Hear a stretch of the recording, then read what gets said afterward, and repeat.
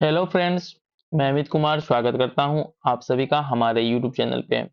अब पिछले वीडियो में हमने जो है कि घटना चक्र ई दृष्टि की पत्रिका का राष्ट्रीय परिदृश्य को कंप्लीट कर लिया था। अब इस वीडियो में हमारा टारगेट है कि हम जो है कि अंतर्राष्ट्रीय परिदृश्य को कंप्लीट करेंगे और साथ ही साथ में वीडियो में आगे बढ़ने से पहले मैं आप सभी को बता दूं कि मैंने अपने चैनल पे जो इम्तिहान आईएएस है, ठीक है, इम्तिहान आईएएस का जो 1800 एमसीक्यू करंट अफेयर हमारा जो है कि अक्टूबर 23 से लेके अक्टूबर जो 24 तक का टोटल था, इसको मैंने अपने चैनल पे जो टोटल जो है कि 12 वीडियो में कंप्लीट कर रखा है। ऑलरेडी मैंने अपने चैनल पे अपलोड कर रखा है। ये वीडियोस आप जाके हमारे चैनल के प्लेलिस्ट में करंट अफेयर के सेक्शन से देख सकते हो, ठीक है।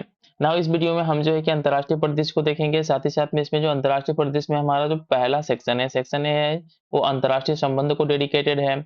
इसमें फर्स्ट वन देख लेते हैं कि हमारा फर्स्ट वन क्या है। इसमें भारत सिंगापुर को देख लेते हैं, ठीक है। भारत सिंगापुर, तो भारत सिंगापुर में को लेके समथिंग कुछ हमारे एग्रीमेंट साइन हुए होंगे या जो भी हमारे एग्जाम पॉइंट ऑफ व्यू से इंपॉर्टेंट चीजें हैं, उन सभी चीजों को हम देखते हुए आगे बढ़ेंगे। इसमें इसमें जो फर्स्ट वन क्या है कि प्रधानमंत्री ने 11 से 13 सितंबर 2024 के मध्य ग्रेटर नोएडा में आयोजित सेमीकॉन इंडिया नामक प्रदर्शनी में भाग लेने के लिए सिंगापुर की अर्धचालक कंपनियों को आमंत्रित किया था कि ठीक है। तो जो सेमीकॉन इंडिया हमारा जो है कि नामक एक प्रदर्शनी का आयोजन कहाँ पे हुआ था, ये आयोजन हुआ था हमारा ग्रेटर नोएडा में, जो आपके एग्जाम पॉइंट ऑफ व्यू से क्या है, बहुत इंपॉर्टेंट है कि जो सेमिकॉन इंडिया का आयोजन कहाँ पे हुआ था, ये हुआ था हमारा ग्रेटर नोएडा में, जो कि यूपी में है। यूपी पीसीएस के एग्जाम पॉइंट ऑफ व्यू से इंपॉर्टेंट है। अब नेक्स्ट वन क्या है कि इस यात्रा के दौरान प्रधानमंत्री ने भारत का पहला त्रिवल्लुवर सांस्कृतिक केंद्र Indian first Valluvar cultural centre Singapore में खोलने की घोषित किया। तो सिंगापुर की यात्रा पे हमारे प्राइम मिनिस्टर गए थे, तो वहां पे क्या हुआ, वहां पे पीएम ने मोदी जी ने भारत का पहला त्रिवल्लुवर सांस्कृतिक केंद्र कहाँ पे, सिंगापुर में ओपन करने की घोषणा की। तो आपके एग्जाम पॉइंट ऑफ व्यू से इंपॉर्टेंट है कि भारत का पहला त्रिवल्लुवर सांस्कृतिक केंद्र को कहाँ पे ओपन किया जा रहा है, इसको ओपन किया जा रहा है सिंगापुर में।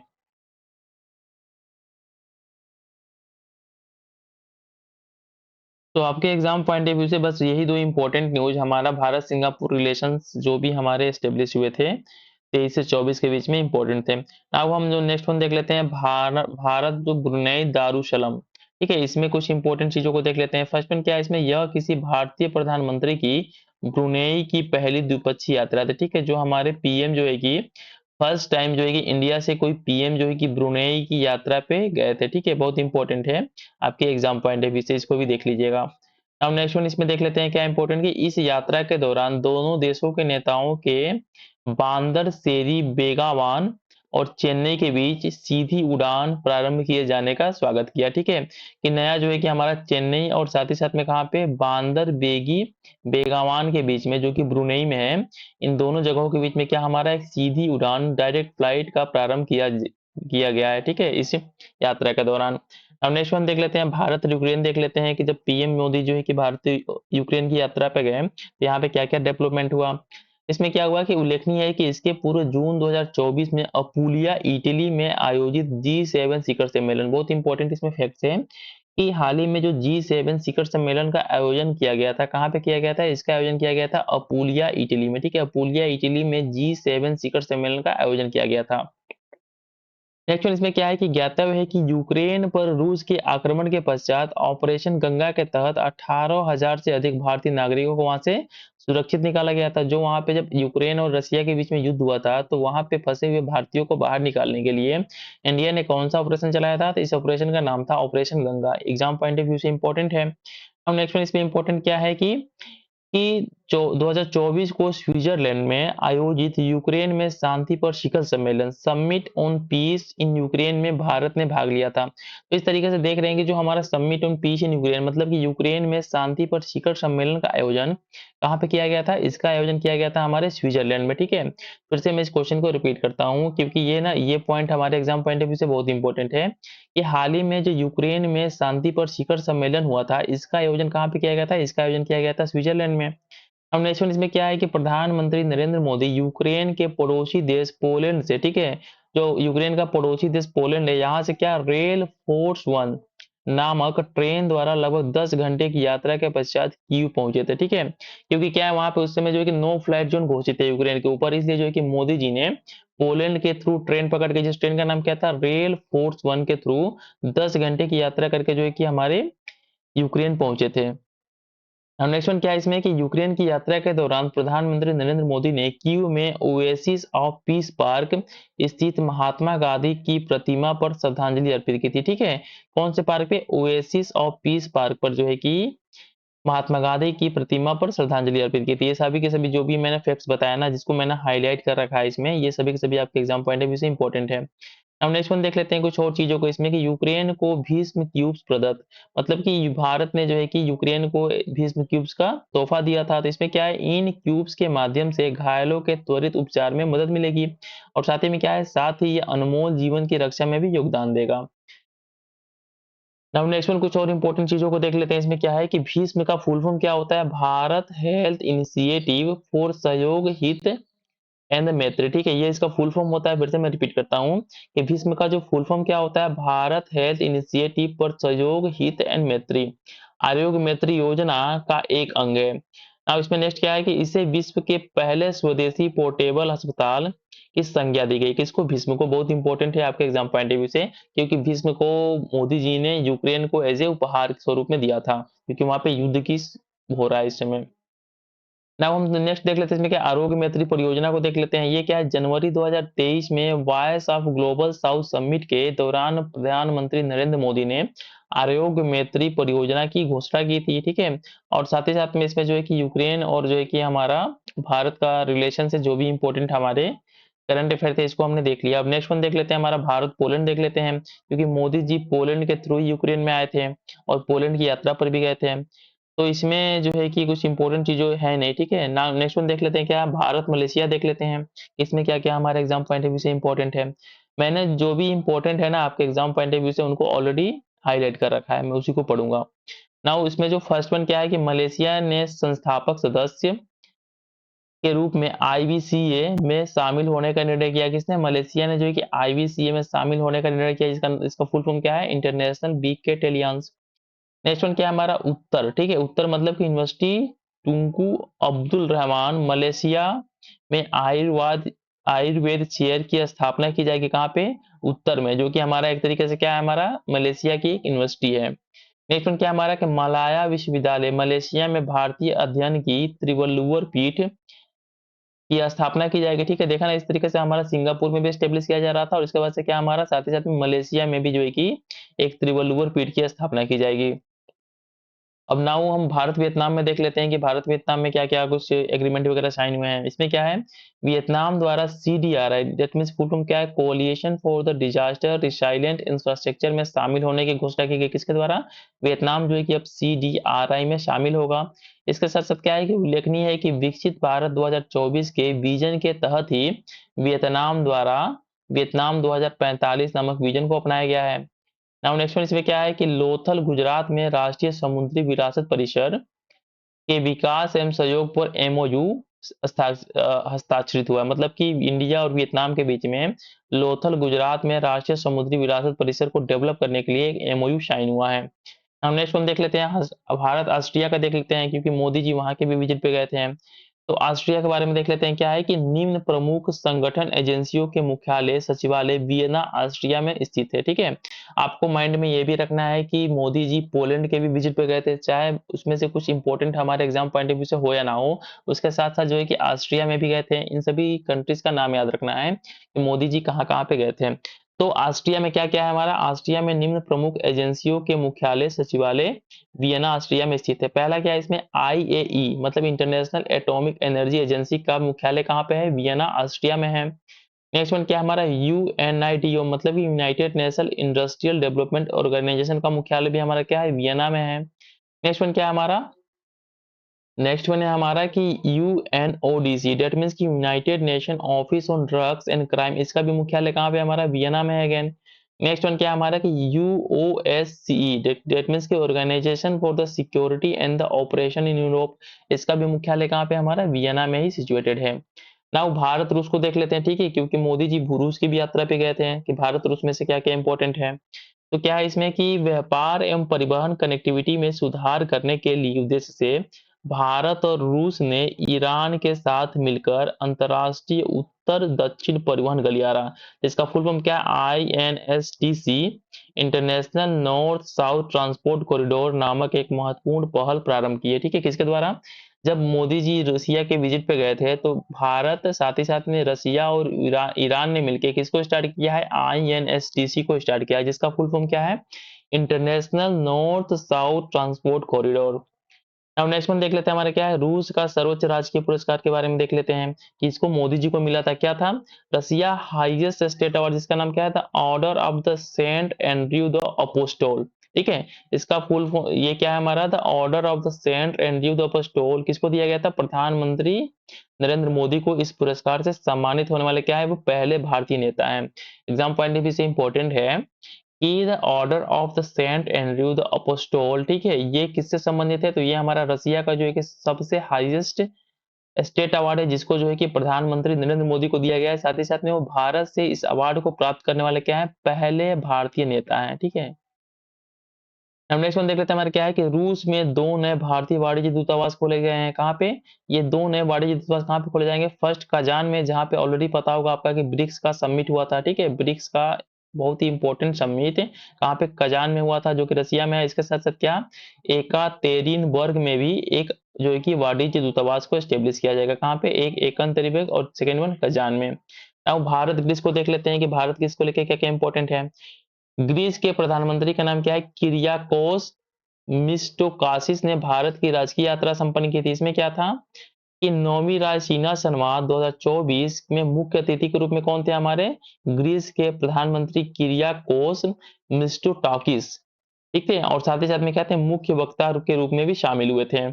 इसमें नेक्स्ट वन देख लेते क्या है, रायसीना संवाद 2024 का केंद्रीय विषय क्या था हमारा, चतुरंग संघर्ष, प्रतियोगिता, सहयोग और निर्माण। क्या था इसका, बहुत इंपॉर्टेंट है आपके एग्जाम पॉइंट ऑफ व्यू से कि जो हाल ही में रायसीना संवाद हुआ था, इसका जो है कि थीम क्या था, थीम था Chaturang, conflict, contest, cooperate and create. Next इसमें देख लेते हैं क्या है, इसका आयोजन जो है कि ऑब्जर्वर रिसर्च फाउंडेशन ORF के सहयोग से केंद्रीय विदेश मंत्रालय द्वारा किया जाता है। नेक्स्ट वन इसमें क्या है, नेक्स्ट हमारे एग्जाम पॉइंट ऑफ व्यू से इंपॉर्टेंट है कि 25 अगस्त 2023 को ग्रीस की राष्ट्रपति कैटरीना सकेलारोपौलुआ ने प्रधानमंत्री नरेंद्र मोदी को the grand cross of the order of the honour से सम्मानित किया गया। किसको? जो कि प्रधानमंत्री मोदी जी को the grand cross of the order of the honour से सम्मानित किया गया है, जो कि हमारी ग्रीस का पुरस्कार है। अब इसमें क्या है कि श्री मोदी यह सम्मान प्राप्त करने वाले क्या है, पहले विदेशी जो है कि शासनाध्यक्ष है, जिनको जो है कि इस पुरस्कार से सम्मानित किया गया है। अब नेक्स्ट वन देख लेते हैं हमारा भारत यूएई के संबंध किससे देख लेते हैं कुछ इंपॉर्टेंट चीजों को।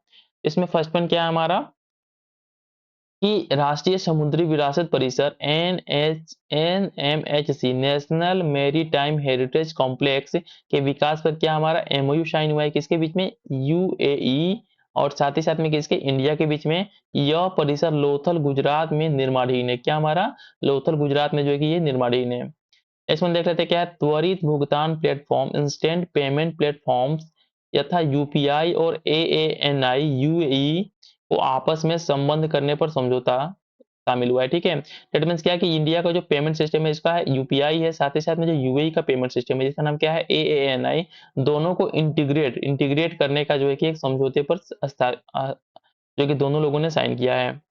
अब नेक्स्ट वन इसमें देख लेते हैं क्या है हमारा कि यथा रूपे भारत और जयवान यूएई को आपस में संबंध करने पर समझौता हुआ है। ठीक है, मतलब कि हमारे देखिए यहाँ पे ऑलरेडी मैंने बताया कि AANI जो है कि यूएई का एक क्या हमारा पेमेंट सिस्टम है, और साथ ही साथ में जयवान भी एक पेमेंट सिस्टम है यूएई का। ठीक है, इन दोनों को जो है कि इंटीग्रेट करने का एक समझौता हुआ है।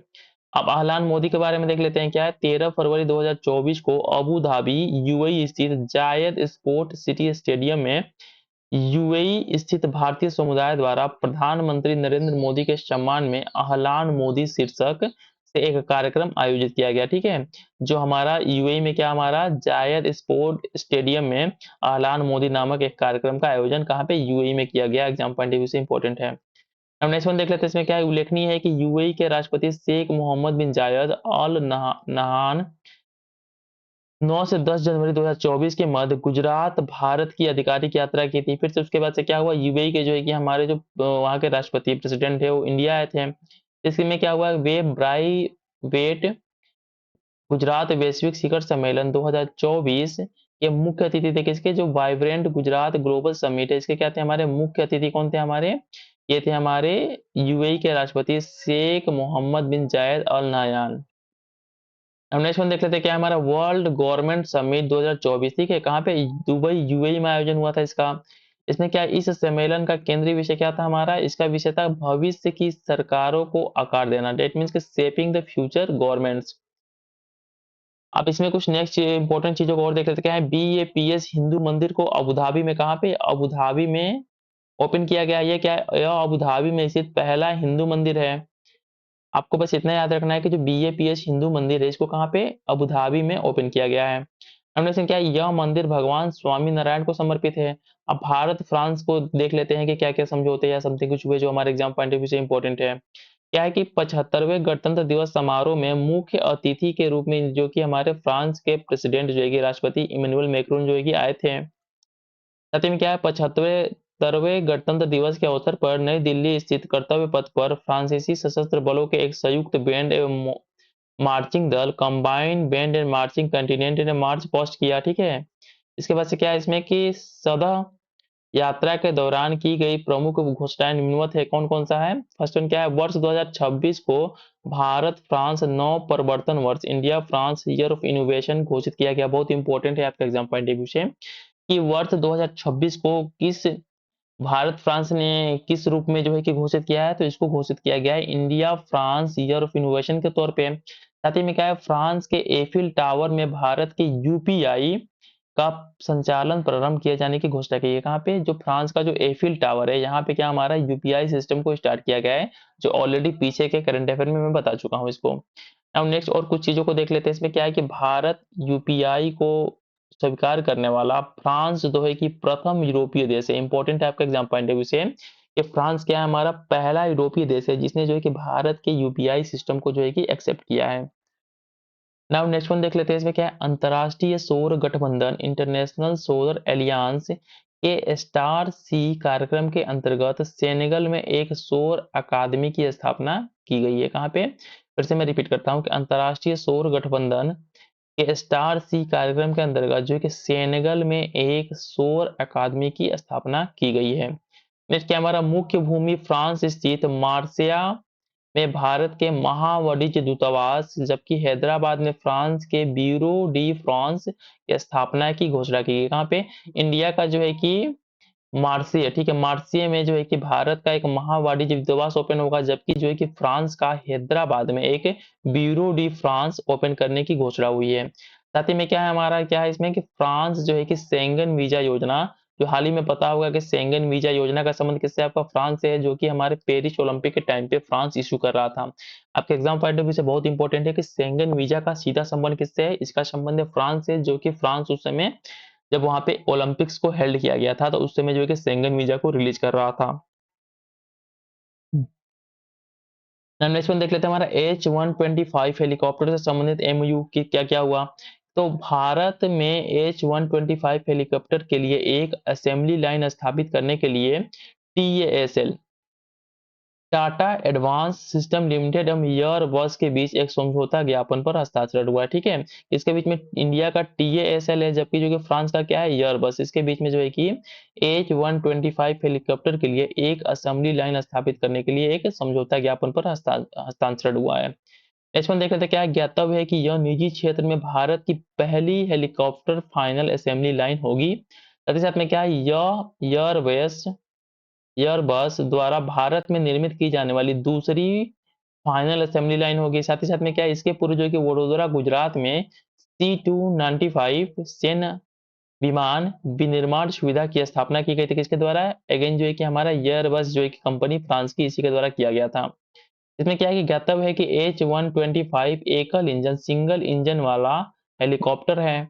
अब भारत ओमान को देख लेते हैं कि इससे हमारा कुछ इंपॉर्टेंट चीजें एग्जाम पॉइंट ऑफ व्यू से। इसमें फर्स्ट वन क्या है हमारा, कुछ इंपॉर्टेंट है नहीं, ठीक है। नाउ नेक्स्ट वन देख लेते हैं, भारत तंजानिया देख लेते हैं। इसमें क्या है कि राष्ट्रपति द्रौपदी मुर्मू के निमंत्रण पर तंजानिया की राष्ट्रपति सामिया सुलू हसन, क्या नाम है?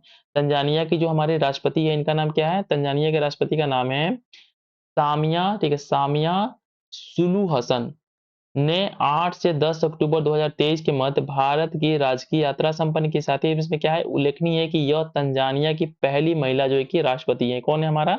इनका नाम है सामिया सुलू हसन, जो है कि तंजानिया की कौन है? पहली महिला राष्ट्रपति हैं। अब नेक्स्ट वन, इसमें कुछ और चीजों को देख लेते हैं। क्या है नेक्स्ट, कि 10 अक्टूबर 2023 को जवाहरलाल नेहरू विश्वविद्यालय नई दिल्ली ने तंजानिया की राष्ट्रपति सामिया सुलू हसन को डॉक्टरेट की मानद उपाधि से सम्मानित किया। किसने? तो जेएनयू ने जो है कि जो तंजानिया की पहली महिला राष्ट्रपति है, उनको, जिनका नाम क्या है, सामिया सुलू हसन है, उनको जो है कि डॉक्टरेट की मानद उपाधि से सम्मानित किया गया है। नाउ अब जो थोड़ा-सा हम जो कि इसका सेक्शन बी देख लेते हैं, जिसमें अंतर्राष्ट्रीय प्रकरण है हमारे। इसमें फर्स्ट वन क्या है हमारा, कि वैश्विक नवाचार सूचकांक देख लेते हैं, ठीक है, 2024। इसमें क्या है, इसको इंग्लिश में बोलते हैं जीआईआई, मतलब कि ग्लोबल इनोवेशन इंडेक्स। इसमें क्या है, इसको रिलीज किसके द्वारा किया जाता है? वर्ल्ड इंटेलेक्चुअल प्रॉपर्टी ऑर्गेनाइजेशन वीपो के द्वारा जो है कि इसका प्रकाशन किया जाता है। साथ ही में इसमें क्या है कि इस संस्करण का शीर्षक क्या था? इसका था शीर्षक था सामाजिक उद्यमिता के वादे को उजागर करना, मतलब unlocking the promise of the social entrepreneurship. इसमें नेक्स्ट वन क्या है, कि वैश्विक नवाचार सूचकांक 2024 में स्विट्जरलैंड को लगातार जो है कि 14वीं बार जो है प्रथम, मतलब कि टॉप पे क्या है हमारा? टॉप पे हमारा स्विट्जरलैंड है। इसके बाद से क्या है, अंगोला जो है कि इस सूचकांक में क्या है, सबसे लास्ट में है। टॉप पे हमारा स्विट्जरलैंड है, और सबसे लास्ट पे कौन है हमारा? सबसे लास्ट पे हमारा जो है कि अंगोला है। नाउ इसमें कुछ और इंपॉर्टेंट चीजों को देख लेते हैं। क्या है इसमें, भारत का जो कि वैश्विक नवाचार सूचकांक है, ग्लोबल इनोवेशन इंडेक्स, ठीक है, ग्लोबल इनोवेशन इंडेक्स में हमारे इंडिया की रैंकिंग कितनी है? इसकी रैंकिंग है 39 स्थान है इंडिया का। एग्जाम पॉइंट ऑफ व्यू से बहुत इंपॉर्टेंट है, इसलिए मैं चीज को फिर से रिपीट करूंगा, ठीक है, कि जो हमारा वर्ल्ड इनोवेशन इंडेक्स है, जिसको जो है कि वर्ल्ड इंटेलेक्चुअल प्रॉपर्टी ऑर्गेनाइजेशन के द्वारा रिलीज किया जाता है, इसमें इंडिया की रैंकिंग कितनी है? इंडिया की रैंकिंग जो है कि 39 है। साथ ही साथ में इसमें हम देख लेते हैं कि शीर्ष 5 देश कौन-कौन से हैं। शीर्ष 5 देश में फर्स्ट पे क्या हमारा स्विट्जरलैंड है, सेकंड पे क्या हमारा स्वीडन है, और इसके बाद से थर्ड पे क्या हमारा अमेरिका है। इसके बाद से साथ ही साथ में भारत को लगातार जो है कि 14वें वर्ष इनोवेशन ओवर परफॉर्मर घोषित किया गया है। क्या घोषित किया गया है? जो इनोवेशन इंडेक्स है, इसमें जो है कि भारत को जो है कि इनोवेशन ओवर परफॉर्मर जो है कि घोषित किया गया है। नेक्स्ट वन इसमें क्या है, साथ ही साथ में वैश्विक नवाचार सूचकांक 2024 में भारत की रैंकिंग कितनी है? 39 रैंकिंग है हमारी भारत की, और इसमें स्कोर कितना है इसका? 38.3 स्कोर है विथ 39 रैंक। जीआईआई जो कि हमारा ग्लोबल इनोवेशन इंडेक्स 2023 था, इसमें भारत की रैंकिंग कितनी थी? 40 थी। कि आपको दोनों चीजों को याद रखना है कि भारत की जो रैंकिंग थी 2023 में कितनी थी? तो 40 थी, और साथ ही साथ में जो है कि भारत की रैंकिंग जो है कि 2024 में कितनी है? तो एक अंक का इंप्रूवमेंट के साथ 39 रैंकिंग है भारत की। अब नेक्स्ट वन क्या है हमारा, वैश्विक नवाचार सूचकांक 2024 के 7 क्षेत्रों में भारत की रैंकिंग निम्नलिखित है। जो 7 क्षेत्रों पे जो है कि बेसिस पे रैंकिंग डिसाइड किया जाता है, इसमें भारत की रैंकिंग क्या है हमारा? संस्थान इंस्टीट्यूशन में रैंकिंग 54 है। जब हम मानव पूंजी एवं अनुसंधान की बात करते हैं, तो इंडिया की रैंकिंग 51 है, जबकि बुनियादी ढांचा में 72 है, और इसके साथ साथ जो है कि कुछ और रैंकिंग है इसमें, ठीक है, यहाँ पे दिया हुआ है, वो इंपॉर्टेंट नहीं है। अब कुछ और चीजें इसमें देख लेते हैं। क्या है, विज्ञान एवं प्रौद्योगिकी नवाचार क्लस्टर, इसको देख लेते हैं। इसमें क्या है, वैश्विक नवाचार सूचकांक 2024 के तहत विश्व के सबसे बड़े विज्ञान एवं प्रौद्योगिकी नवाचार clusters, biggest science and technology innovation clusters की भी घोषणा की गई। इसमें क्या है कि टोक्यो योकोहामा जापान विश्व का क्या है, सबसे बड़ा विज्ञान एवं प्रौद्योगिकी का हब है। कौन है हमारा? बहुत इंपॉर्टेंट है आपके एग्जाम पॉइंट ऑफ व्यू से, कि ग्लोबल इनोवेशन इंडेक्स में टोक्यो योकोहामा को विश्व का सबसे बड़ा विज्ञान एवं प्रौद्योगिकी हब कहा गया है। साथ ही साथ में क्या है, विश्व के शीर्ष 100 विज्ञान एवं प्रौद्योगिकी क्लस्टर्स में भारत के 4 शहर हैं। कौन-कौन से? बेंगलुरु, दिल्ली, और साथ ही साथ में मुंबई और चेन्नई को जो है कि अंडर 100 में शामिल किया गया है। किसमें? विज्ञान एवं प्रौद्योगिकी नवाचार क्लस्टर्स में। तो बहुत इंपॉर्टेंट है आपके एग्जाम पॉइंट ऑफ व्यू से। मैं फिर से रिपीट करता हूँ कि जो हमारा विज्ञान एवं प्रौद्योगिकी नवाचार क्लस्टर्स हैं, इसमें भारत से जो है कि 4 शहर हैं। फर्स्ट वन क्या हमारा? बेंगलुरु है, सेकंड वन दिल्ली है, थर्ड वन मुंबई है, फोर्थ वन चेन्नई है। साथ ही साथ में टोक्यो योकोहामा, ठीक है, टोक्यो योकोहामा को जो है कि जो कि जापान में है, विश्व का सबसे बड़ा विज्ञान एवं प्रौद्योगिकी हब घोषित किया गया है। अब नेक्स्ट वन देख लेते हैं, इसमें क्या है, विश्व प्रतिभा रैंकिंग 2024 देख लेते हैं। इसको इंग्लिश में क्या बोलते हैं, वर्ल्ड टैलेंट रैंकिंग। इसमें क्या है, इसको डेवलप किया गया है किसके द्वारा, institute for management development, IMD के द्वारा इसको डेवलप किया गया है। इसमें देख लेते हैं विश्व प्रतिभा रैंकिंग में 2024 में जो टॉप के 3 देश है कौन-कौन है। फर्स्ट पे हमारा अगेन स्विट्जरलैंड है, सेकंड पे क्या है, सिंगापुर है, और साथ ही साथ में जब बात करते हैं डब्ल्यूटीओ 2024 में सम्मिलित 67 देशों की सूची में भारत की रैंकिंग कितनी है, 58 पोजीशन है इंडिया का, ठीक है, उतना अच्छा खासा है नहीं। और साथ ही साथ में इसका स्कोर कितना है, इंडिया का स्कोर है 14.47, इंडिया का ओवरऑल स्कोर है। साथ ही में 2023 की जब बात करते हैं इसी रैंकिंग में, तो भारत की रैंकिंग कितनी थी, 56 थी। तो इस तरीके से देख रहे हैं कि इस बार का जो हमारा रैंकिंग है जिसका नाम क्या है, वर्ल्ड टैलेंट रैंकिंग, इसमें क्या है, इंडिया का जो है कि रैंकिंग क्या है, नीचे नीचे खिसक गया है। नेक्स्ट वन देख लेते हैं क्या है कि एशिया प्रशांत क्षेत्र के कुल 14 देशों की रैंकिंग में सिंगापुर क्या हमारा को प्रथम स्थान प्राप्त हुआ है। साथ ही साथ में मंगोलिया को क्या हमारा अंतिम स्थान प्राप्त हुआ है। ठीक है, फिर से मैं इन चीजों को रिपीट करता हूँ यहाँ पे कि जो ग्लोबल टैलेंट रैंकिंग है इसमें टॉप पे जो हमारा कौन सा कंट्री है, ये हमारा स्विट्जरलैंड है, सेकंड पे सिंगापुर है। जब हम बात करते हैं कि एशिया में, ठीक है, एशिया प्रशांत क्षेत्र की बात करते हैं तो इसमें सिंगापुर जो है कि टॉप पे है, और साथ ही साथ में भारत की रैंकिंग कितनी है, 58 है, और यही रैंकिंग हमारे 2023 में कितनी थी, 56 थी। अब इसमें नेक्स्ट वन देख लेते हैं क्या, नेक्स्ट करंट अफेयर हमारा विश्व की 10 सबसे बड़ी अर्थव्यवस्थाएं 2024। ठीक है, इसमें देख लेते हैं क्या क्या इंपॉर्टेंट है। तो जीडीपी के संदर्भ में वैश्विक स्तर पर भारत का क्या है, 5वां स्थान है। भारत जो है कि विश्व का 5वां सबसे बड़ा जो है कि अर्थव्यवस्था है। और इसमें जो है कि हम टॉप के देख लेते हैं कौन कौन है। फर्स्ट पे क्या हमारा यूएसए है, सेकंड पे क्या है, चीन है, थर्ड पे बात करते हैं तो क्या हमारा जर्मनी है, फोर्थ पे क्या हमारा जापान है, फिफ्थ पे क्या हमारा भारत है। और भारत की जो कि यूएसडी में जो है कि कितनी जीडीपी है, ये 3.94 है। जबकि हम बात करते हैं वार्षिक जीडीपी वृद्धि दर कितनी है इंडिया की, 6.8 है। और प्रति व्यक्ति जीडीपी की बात करते हैं यूएसडी में तो कितना हमारा 2.73 है। ठीक है, बहुत इंपॉर्टेंट है आपके एग्जाम पॉइंट ऑफ व्यू से कि भारत का जीडीपी का आकार कितना है पूरे वर्ल्ड में, रैंकिंग फिफ्थ जो है कि हमारे इंडिया की रैंकिंग है। नेक्स्ट करंट अफेयर देख लेते हैं, इसमें क्या है, वर्ल्ड गिविंग इंडेक्स 2024। ठीक है, इसमें देख लेते हैं क्या है, फर्स्ट वन स्मरणीय तथ्य में देख लेते हैं क्या है।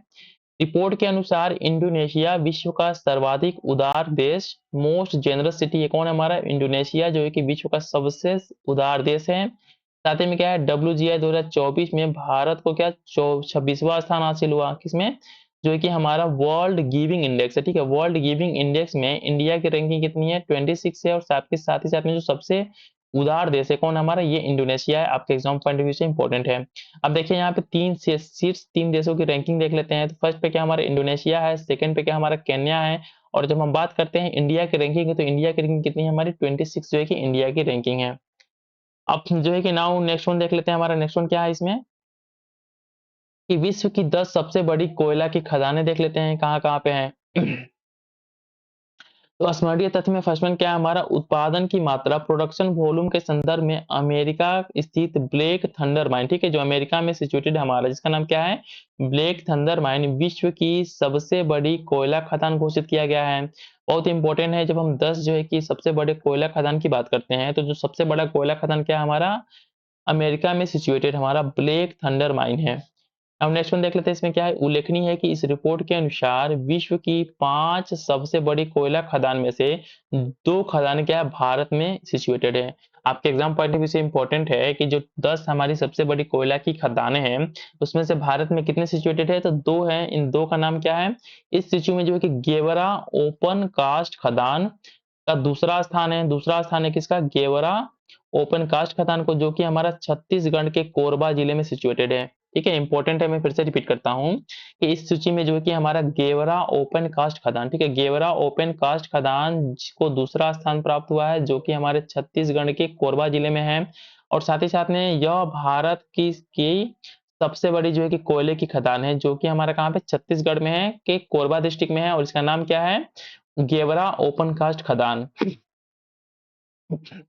हम नेक्स्ट वन देख लेते क्या है, वर्ल्ड एटलस डॉट कॉम द्वारा जारी सूची में कुसमुंडा ओपन कास्ट खदान को क्या हमारा चौथा स्थान प्राप्त हुआ है। ठीक है, फोर्थ प्लेस पे कौन है हमारा, कुसमुंडा ओपन कास्ट खदान है, जो कि अगेन जो है कि हमारा क्या है, छत्तीसगढ़ के कोरबा जिले में सिचुएटेड है। तो इस तरीके से देख रहे हो ना, छत्तीसगढ़ के कोरबा जिले में 2 हमारे सबसे बड़े कोयले के खदान है। फर्स्ट वन क्या था हमारा, फर्स्ट वन था हमारा गेवरा ओपन कास्ट खदान, सेकेंड वन क्या था हमारा, कुसमुंडा ओपन कास्ट खदान। बाकी इसमें कुछ इंपॉर्टेंट है नहीं, ठीक है। अब यहाँ देख लीजिए, यहाँ पे क्या नेक्स्ट वन क्या हमारा उल्लेखनीय है कि भारत के प्रमुख कोयला उत्पादक राज्य कौन कौन है। उड़ीसा है, फिर छत्तीसगढ़ है, फिर झारखंड है, उसके बाद से क्या है मध्य प्रदेश है, तेलंगाना है, महाराष्ट्र है, पश्चिम बंगाल है। मतलब यहाँ पे क्या होता है हमारे पे जो है कि कोयला उत्पादक राज्य है इंडिया के। विश्व की 5 सबसे बड़ी खदानें देख लेते हैं यहाँ पे रैंकिंग के अनुसार। क्या है, ब्लैक थंडर माइन अमेरिका में। नेक्स्ट वन क्या हमारा गेवला ओसी खदान भारत में। इसके बाद से क्या है फोर्थ पे क्या हमारा कुशमुंडा ओसी खदान भारत में। भारत के कहाँ पे, छत्तीसगढ़ हमारे राज्य के कोरबा डिस्ट्रिक्ट में। नाउ नेक्स्ट वन देख लेते हैं क्या है, भारत का 43वां विश्व धरोहर स्थल कौन है हमारा। 46 session of the world heritage committee कहाँ पे हुआ था, ये हुआ था हमारा जो है कि नई दिल्ली में आयोजित आयोजित किया गया था। क्या हमारा 46 session of the world heritage committee का आयोजन कहाँ पे किया गया था, नई दिल्ली में किया गया था।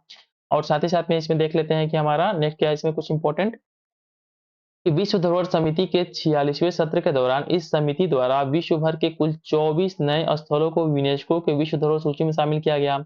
इसमें क्या है, इन 24 नए स्थलों में 19 जो है कि सांस्कृतिक स्थल हैं, 4 जो है कि प्राकृतिक हैं, और एक क्या हमारा क्या है मिश्रित स्थल है। इसके साथ ही साथ क्या हो गया है, विश्व धरोहर धरोहर स्थलों की कुल संख्या बढ़कर कितनी हो गई है, 1223 हो गई है। इसमें नेक्स्ट पॉइंट क्या हमारा, विश्व धरोहर समिति की 46वें सत्र के दौरान 26 जुलाई 2024 को असम भारत स्थित मोइदम्स अहोम वंश की टीला दफन प्रणाली को आधिकारिक तौर पर यूनेस्को की विश्व धरोहर सूची में शामिल करने की घोषणा की गई। ठीक है, बहुत इंपॉर्टेंट है आपके एग्जाम पॉइंट ऑफ व्यू से कि असम में एक जगह है जिसका नाम क्या है, मोइदम्स। ठीक है, मोइदम्स अहोम राजवंश की टीला दफन प्रणाली।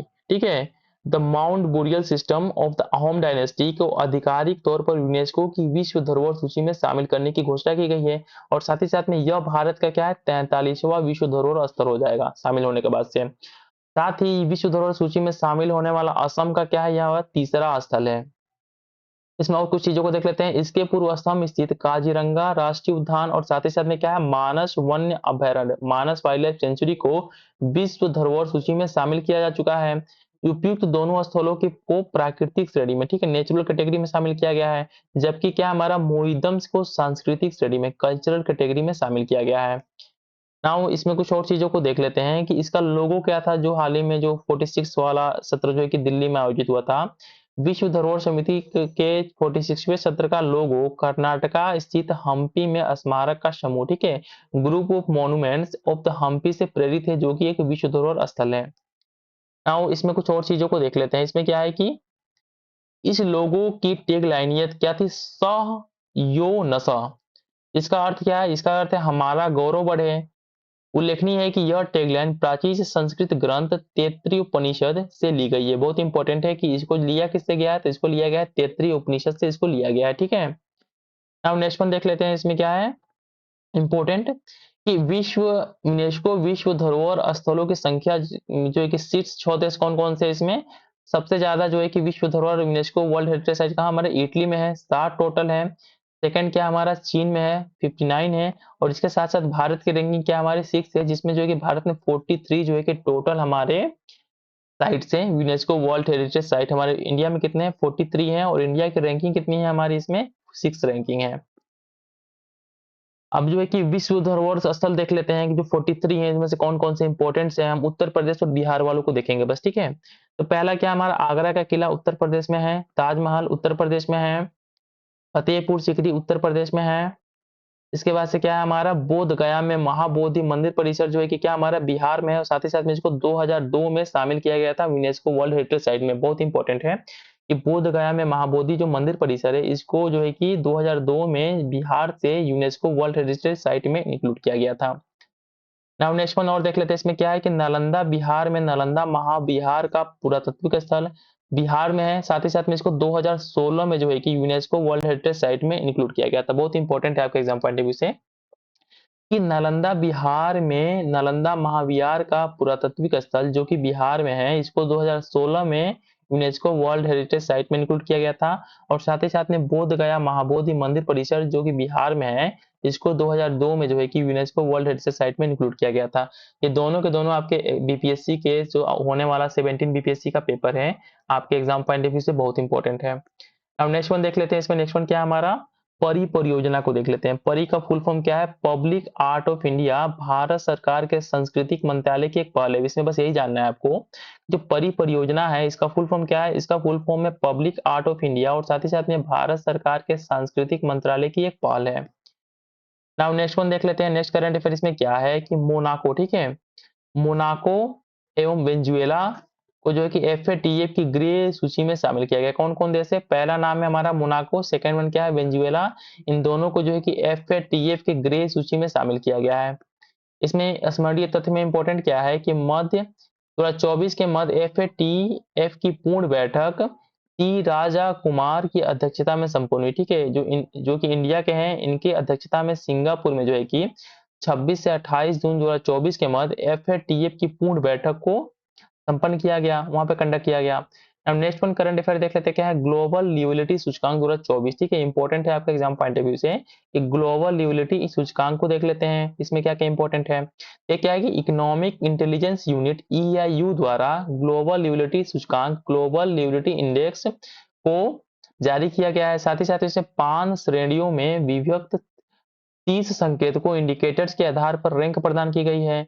इसमें कुछ इंपॉर्टेंट क्या क्या है हमारा 5 श्रेणियों में? स्थिरता स्टेबिलिटी, स्वास्थ्य देखभाल, संस्कृति एवं पर्यावरण कल्चर एंड एनवायरनमेंट, इसके बाद से क्या है? शिक्षा एजुकेशन, उसके बाद से क्या है? बुनियादी ढांचा इंफ्रास्ट्रक्चर। अब इसमें कुछ स्मरणीय तथ्यों को देख लेते हैं एग्जाम पॉइंट ऑफ व्यू से जो इंपॉर्टेंट है। क्या है? वियना ऑस्ट्रिया को सूचकांक में क्या है? लगातार तीसरे वर्ष जो है कि शीर्ष स्थान प्राप्त हुआ है। किसमें? जो हमारा रैंकिंग क्या है? हमारा ग्लोबल लिवलिटी इंडेक्स है, ठीक है, ग्लोबल लिवलिटी इंडेक्स है। इसमें जो है कि वियना जो कि हमारा ऑस्ट्रिया की राजधानी है, इसको जो है कि शीर्ष टॉप पे जगह मिला है। इसके साथ साथ क्या हमारा नागरिक अशांति और संघर्षों के कारण दमिश्क सीरिया को जो है कि सूचकांक में क्या सबसे अंतिम स्थान प्राप्त हुआ है। तो सबसे टॉप पे क्या हमारा वियना है जो कि ऑस्ट्रेलिया में है और सबसे लास्ट पे क्या हमारा दमिश्क है जो कि सीरिया में है, सबसे लास्ट पे है। अब रैंकिंग जो है कि हमारा टेबल के थ्रू देख लेते हैं। क्या फर्स्ट पे हमारा वियना है जो कि ऑस्ट्रेलिया में है, सेकंड पे क्या हमारा कोपेनहेगन है जो कि हमारा डेनमार्क में है। अब नेक्स्ट वन देख लेते हैं हमारा क्या ऊर्जा संक्रमण सूचकांक 2024 देख लेते हैं। इसमें क्या क्या इंपॉर्टेंट है हमारे एग्जाम पॉइंट ऑफ व्यू से? तो इसमें स्मरणीय तथ्य में देख लेते हैं कि 19 जून 2024 को विश्व आर्थिक मंच वर्ल्ड इकोनॉमिक फोरम द्वारा ऊर्जा संक्रमण सूचकांक को जारी किया गया। साथ ही साथ में इसमें क्या था कि इस सूचकांक में स्वीडन का क्या था? फर्स्ट प्लेस था। साथ ही साथ में कॉन्गो लोकतांत्रिक गणराज्य को क्या है कि अंतिम स्थान जो है कि 120वां स्थान प्राप्त हुआ है, ठीक है। तो बहुत इंपॉर्टेंट है, मैं फिर से रिपीट करता हूं कि जो हमारा इंडेक्स था जिसका नाम क्या है? ऊर्जा संक्रमण सूचकांक, इस रैंकिंग में जो टॉप पे क्या था? हमारा टॉप पे स्वीडन था और लास्ट पे क्या था? हमारा लास्ट पे जो कि कॉन्गो लोकतांत्रिक गणराज्य था 120वें स्थान पे। साथ ही मैं जो वीडियो में आगे बढ़ने से पहले मैं आप सभी से रिक्वेस्ट कर रहा हूँ कि प्लीज प्लीज आप लोग जो है कि चैनल को सब्सक्राइब और साथ ही साथ में अगर वीडियो आप लोग को अच्छा लग रहा हो तो वीडियो को लाइक भी कर दीजिएगा, ठीक है, क्योंकि हम बहुत ही मेहनत करके वीडियोस को अपलोड करते हैं आप सभी के लिए। और मैं बार बार चीजों को रिपीट इसलिए कर रहा हूँ ना कि बस आपको वीडियो देख के कि पूरा का पूरा एक एक करंट अफेयर आपके दिमाग में एकदम बैठ जाए, आपके जबान पे हो, ठीक है, आपको दोबारा बुक्स को पढ़ने की जरूरत ही ना पड़े। तो नेक्स्ट वन इसमें देख लेते हैं क्या हमारा ईटीआई, ठीक है।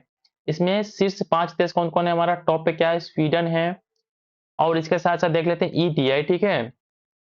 जो हमारा इसका फुल फॉर्म क्या है? ऊर्जा संस्करण जो है कि हमारा एनर्जी ट्रांजिशन इंडेक्स है। इसमें भारत विश्व के 120 देशों में क्या हमारा 63वें मतलब 63वें स्थान पे है, जिसका स्कोर कितना है? 55.3 है, ठीक है? फिर से मैं रिपीट करता हूँ कि एनर्जी ट्रांजिशन इंडेक्स में इंडिया की रैंकिंग कितनी है? हमारी 63 है। और साथ ही साथ में नेक्स्ट क्या है? इसमें भारत द्वारा स्वच्छ ऊर्जा अवसंरचना, क्लीन एनर्जी इंफ्रास्ट्रक्चर में क्या है? प्रगति दर्ज की गई है। नेक्स्ट वन इसमें क्या है कि वर्तमान में भारत वैश्विक स्तर पर चौथा सबसे बड़ा नवीकरणीय ऊर्जा बाजार बन गया है, ठीक है, बहुत इंपॉर्टेंट है, मैं इसलिए फिर से रिपीट करता हूं इसको कि वर्तमान में भारत वैश्विक स्तर पर चौथा सबसे बड़ा नवीकरणीय ऊर्जा बाजार बन गया है। नेक्स्ट वन देख लेते हैं क्या हमारा आईएमडी विश्व प्रतिस्पर्धात्मक रैंकिंग 2024, ठीक है, इसको देख लेते हैं कि इसमें क्या क्या इंपॉर्टेंट है आपके एग्जाम पॉइंट ऑफ व्यू से। इसको इंग्लिश में क्या बोलेंगे कि वर्ल्ड कॉम्पिटिटिवनेस रैंकिंग WCR, ठीक है। इसमें जो टॉप में 3 देश है कौन कौन है? फर्स्ट पे हमारा सिंगापुर है, सेकंड पे क्या हमारा स्विट्जरलैंड है। साथ ही साथ में जब बात करते हैं कि अंतिम 3 देश कौन कौन से हैं, तो अंतिम क्या है हमारा? सबसे लास्ट में क्या हमारा 67 पे क्या हमारा? वेनेजुएला है, जो कि सबसे लास्ट में है। नेक्स्ट वन देख लेते हैं WCR 2024 में भारत ने पिछले वर्ष की तुलना में एक स्थान का सुधार दर्ज करते हुए 62.86 स्कोर के साथ क्या हमारा 39, ठीक है, 39वां स्थान क्या हमारा हासिल किया है। साथ ही में क्या है, एशिया प्रशांत के कुल 14 देशों के संदर्भ में भारत की रैंकिंग कितनी है, हमारी 12वीं रैंकिंग है। अब नेक्स्ट वन देख लेते हैं, हमारा करंट अफेयर क्या है, सतत विकास रिपोर्ट 2024, ठीक है, बहुत इंपॉर्टेंट है आपके एग्जाम पॉइंट ऑफ व्यू से। सतत विकास रिपोर्ट 2024, इसमें स्मरणीय तथ्य में देख लेते हैं क्या है, 17 जून 2024 को संयुक्त राष्ट्र सतत विकास समाधान network UN sustainable development solution network SDSN द्वारा सतत विकास कार्य रिपोर्ट 2024 सस्टेनेबल डेवलपमेंट रिपोर्ट 2024 को जारी किया गया। इसमें क्या था कि इस रिपोर्ट का शीर्षक क्या था कि एसडीजी और भविष्य का यूएन शिखर सम्मेलन, मतलब कि SDG and the UN summit of the future, इसका जो है कि शीर्षक था। इसमें नेक्स्ट वन क्या है हमारा, संयुक्त राष्ट्र आधारित बहुपक्षवाद के प्रति अपनी प्रतिबद्धता को संदर्भ में बारबाडोस क्या है हमारा शीर्ष स्थान पे, क्या हमारा बारबाडोस जो है कि टॉप पे था, किसमें, संयुक्त राष्ट्र आधारित बहुपक्षवाद के प्रति अपनी प्रतिबद्धता के संदर्भ में जो है कि बारबाडोस जो है कि टॉप पे था, जबकि इस संदर्भ में अमेरिका अंतिम जो है कि लास्ट प्लेस पे था। अब इसमें कुछ और चीजों को देख लेते हैं, इस पर रैंकिंग देख लेते हैं क्या, एसडीजी सूचकांक 2024 में जो शीर्ष के टॉप के हमारे देश कौन कौन है हमारा, इसमें क्या है, फिनलैंड क्या फर्स्ट रैंकिंग है, सेकेंड पे हमारा स्वीडन है, ठीक है। फिर से मैं रिपीट करता हूँ कि एसडीजी जो सूचकांक है, इंडेक्स है, इसमें फर्स्ट पे क्या हमारा फिनलैंड है, सेकेंड पे क्या हमारा स्वीडन है, और साथ ही साथ हम बात करते हैं इस सूचकांक में अफ्रीकी महाद्वीप में स्थित दक्षिणी जो सूडान है हमारा क्या है, सबसे अंतिम स्थान पे है। जो दक्षिण सूडान है ये सबसे लास्ट पोजीशन पे है। और इसके साथ साथ जो एसडीजी सूचकांक 2024, इसमें भारत की रैंकिंग कितनी है, भारत की रैंकिंग 109वें स्थान पे क्या हमारा भारत है, जिसका स्कोर जो है कि 64.0 है। तो एसडीजी इंडेक्स में क्या हमारा इंडिया की रैंकिंग कितनी है, 109 रैंकिंग है। अब नेक्स्ट वन देख लेते हैं, हमारा रैंकिंग क्या है, cost of living city ranking 2024, इसको देख लेते हैं। इसमें स्मरणीय तथ्य में फर्स्ट वन क्या है कि 17 जून 2024 को अमेरिकी कंपनी मर्सर द्वारा कॉस्ट ऑफ लिविंग रैंकिंग 2024 को जारी किया गया। किसको, जो कॉस्ट ऑफ लिविंग इंडेक्स है, इसको जो है किसके द्वारा जारी किया जाता है, अमेरिका की कंपनी जो है कि मर्सर है। इसमें क्या है, इस रैंकिंग में न्यूयॉर्क शहर को आधार शहर बेस सिटी के रूप में चिन्हित किया गया, और इसके बेसिस पे क्या है, डिफरेंट सिटीज को कंपेयर किया गया। तो इसमें फर्स्ट वन क्या है, देखते हैं कि cost of living city ranking 2024 के अनुसार हांगकांग विश्व में रहने के लिए क्या है, सबसे महंगा शहर है। जो हमारा जो है कि हाल ही में रैंकिंग आया था cost of living city ranking, इसके अकॉर्डिंग जो है कि क्या हमारा हांगकांग क्या है, सबसे महंगा शहर है। जबकि विश्व के दो सबसे सस्ते शहरों की बात करें तो पहला, फर्स्ट पे क्या हमारा अबूजा है, और सेकंड पे क्या हमारा लागोस है। इसमें सॉरी, नेक्स्ट वन देख लेते हैं, क्या है उपयुक्त दोनों शहर जो है कि नाइजीरिया अफ्रीका महाद्वीप में स्थित हैं, दोनों के दोनों अबूजा और लागोस। क्या हमारा cost of living city ranking 2024 में मुंबई की रैंकिंग कितनी थी, 136वें स्थान पे था, और ये भारत का क्या है, सबसे महंगा शहर है। इस रैंकिंग में मुंबई सबसे महंगा शहर है।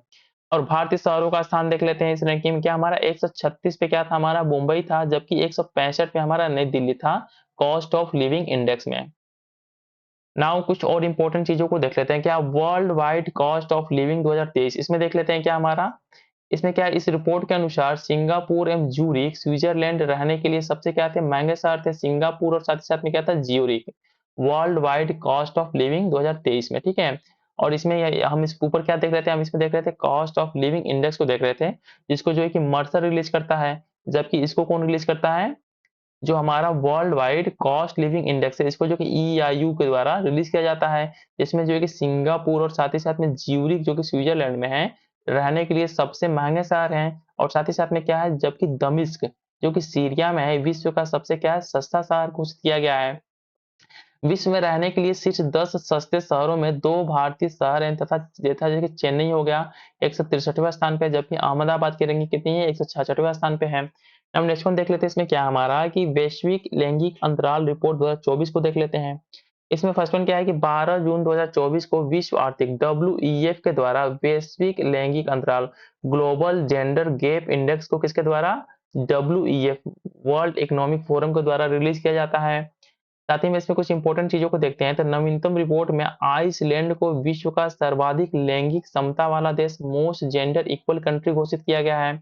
और जबकि हम बात करते हैं आगे टेबल के में देख लेते हैं क्या है, तो आइसलैंड हमारा टॉप पे है, सेकंड पे क्या हमारा फिनलैंड है, इसके बाद से हम देख लेते हैं कि अंतिम के 3 देश कौन-कौन हैं। तो अंतिम के 3 देश में 146 पे क्या हमारा सूडान है और 145 पे क्या हमारा पाकिस्तान है।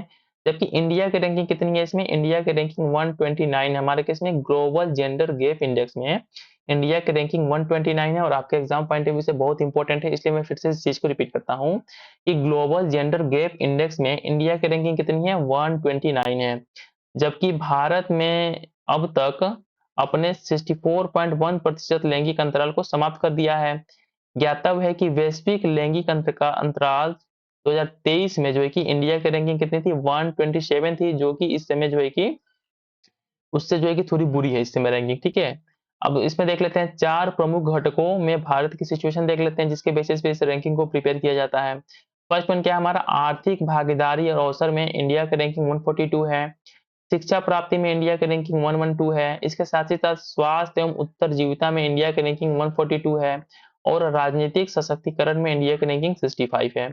अब नेक्स्ट वन देख लेते हैं हमारा क्या है, वैश्विक शांति सूचकांक 2024 देख लेते हैं, ठीक है। वैश्विक शांति सूचकांक 2024 देख लेते हैं, इसको किसके द्वारा रिलीज किया जाता है, इसको रिलीज किया जाता है institute for economics and peace, IEP के द्वारा इस रैंकिंग को जारी किया जाता है। और इसमें कुछ इंपॉर्टेंट चीजों को देख लेते हैं क्या है, जीपीआई 2024 के अनुसार यूरोप विश्व का सर्वाधिक जो है कि शांतिपूर्ण क्षेत्र, मोस्ट पीसफुल रीजन है, ठीक है। देख रहे हैं ना जो हमारा ये रैंकिंग आया है, क्या नाम है इस रैंकिंग का, इस रैंकिंग का नाम है वैश्विक शांति सूचकांक। इसके अकॉर्डिंग बोल रहा है क्या कि जीपीआई के अनुसार यूरोप जो है कि विश्व का सर्वाधिक शांतिपूर्ण मोस्ट पीसफुल रीजन है। जबकि वहां पे यूक्रेन और साथ ही साथ में रसिया का वार हो रहा है और ये जो वार जो है कि 3 साल से हो रहा है, ठीक है। किस तरीके से वेस्टर्न कंट्री जो है कि रैंकिंग में भेदभाव करते हैं, यहाँ क्लियर दिख रहा है। नेक्स्ट वन क्या हमारा, मध्य पूर्व एवं उत्तर अफ्रीका जो है कि middle east and the north Africa विश्व का है सबसे कम शांतिपूर्ण क्षेत्र है। इसके साथ साथ क्या है, आइसलैंड विश्व के का है सर्वाधिक शांतिपूर्ण देश है। और जीपीआई 2024 के अनुसार यमन जो है कि विश्व का सबसे कम शांतिपूर्ण देश है। अब इसमें रैंकिंग देख लेते हैं क्या, फर्स्ट पे हमारा आइसलैंड है, सेकंड पे क्या हमारा आयरलैंड है। अब जीपीआई 2024 में अगर भारत की रैंकिंग की बात करते हैं तो इसका कितना 116वां स्थान है भारत में की, जो कि हमारा इस रैंकिंग में, ठीक है। जो हमारा ग्लोबल पीस इंडेक्स है इसमें जो है कि इंडिया की रैंकिंग 116 है। साथ ही साथ में क्या है कि 1.6% का सुधार दर्ज किया गया है पिछले साल के कंपेयर में। भूटान जो है कि दक्षिण एशिया क्षेत्र में सर्वाधिक शांतिपूर्ण देश है। अब नेक्स्ट वन देख लेते हैं हमारा सुरक्षा परिषद के नए अस्थायी सदस्य, ठीक है। इसको देख लेते हैं, इस पे किसको किसको ऐड किया गया है। तो सुरक्षा परिषद में कुल कितने होते हैं, 15 जो सदस्य होते हैं उनमें से 5 अस्थायी होते हैं, साथ ही साथ में क्या होते हैं 10 अस्थायी निर्वाचित सदस्य होते हैं। इसमें नेक्स्ट क्या है, वर्ष 2024 में कुल 5 सीटें चुनाव के लिए उपलब्ध थी, जिन पे किसका किसका चयन हुआ है, डेनमार्क का चयन हुआ है, ग्रीस का, पाकिस्तान का, पनामा का और सोमालिया का। इस तरीके से देख रहे हैं कि हमारा पाकिस्तान जो है कि इस बार जो है कि अस्थायी सदस्य के रूप में चुना गया है। अब नेक्स्ट वन देख लेते हैं हमारा पर्यावरण प्रदर्शन सूचकांक 2024 देख लेते हैं, किसके द्वारा रिलीज किया जाता है, इसको रिलीज किया जाता है ईपीआई, एनवायरमेंटल परफॉर्मेंस इंडेक्स जो है कि, ठीक है। इसको रिलीज किया जाता है हमारा L centre for environmental law and policy. इसमें नेक्स्ट वन क्या है, ईपीआई 2024 की समग्र रैंकिंग में एस्टोनिया को क्या हमारा प्रथम स्थान मिला। एस्टोनिया एक कंट्री है जिसको जो है कि ईपीआई में एनवायरमेंटल परफॉर्मेंस इंडेक्स में जो है कि पहला स्थान प्राप्त हुआ है। साथ ही साथ में इसमें देख लेते हैं, फर्स्ट पे क्या हमारा एस्टोनिया है, ऑलरेडी मैंने बताया। सेकेंड पे क्या हमारा लग्जमबर्ग है। और इसके साथ साथ हम बात करते हैं जब अंतिम के 5 देश, तो अंतिम के 5 देश में हमारा सबसे लास्ट पे क्या है, 180 पे क्या हमारा वियतनाम है। साथ ही साथ में इंडिया की रैंकिंग कितनी है, 176 रैंकिंग है इंडिया की, ठीक है। एनवायरमेंटल परफॉर्मेंस इंडेक्स में इंडिया की रैंकिंग जो कि 176 है। अब ईपीआई 2024 में 180 देशों की सूची में भारत की कितनी रैंकिंग है, 176वां स्थान प्राप्त हुआ है। ज्ञातव्य है कि ईपीआई 2022 में भारत की इस सूची में अंतिम 180वां जो कि स्थान प्राप्त हुआ था, ठीक है। थोड़ा सा तो इंप्रूवमेंट हुआ ही है इस बार। नेक्स्ट वन देख लेते हैं क्या है, ईपीआई 2024 में दक्षिण एशिया के 8 देशों की रैंकिंग में भारत का क्या हमारा 7वां स्थान है। इस रिपोर्ट के अनुसार भारत वर्तमान में विश्व का तीसरा सबसे बड़ा ग्रीन हाउस गैस उत्सर्जक देश है, ठीक है। इस जो है कि हमारे रैंकिंग के अनुसार, बाकी इसमें कुछ इंपॉर्टेंट है नहीं। नाउ नेक्स्ट वन देख लेते हैं हमारा क्यूएस वर्ल्ड यूनिवर्सिटी रैंकिंग 2025 देख लेते हैं।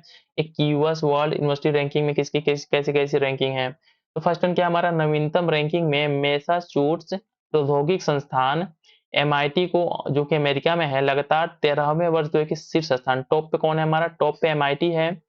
फिर इसमें क्या है, क्यूएस वर्ल्ड यूनिवर्सिटी रैंकिंग 2025 में अमेरिका के सर्वाधिक संस्थान कुल 196 शामिल हुए हैं।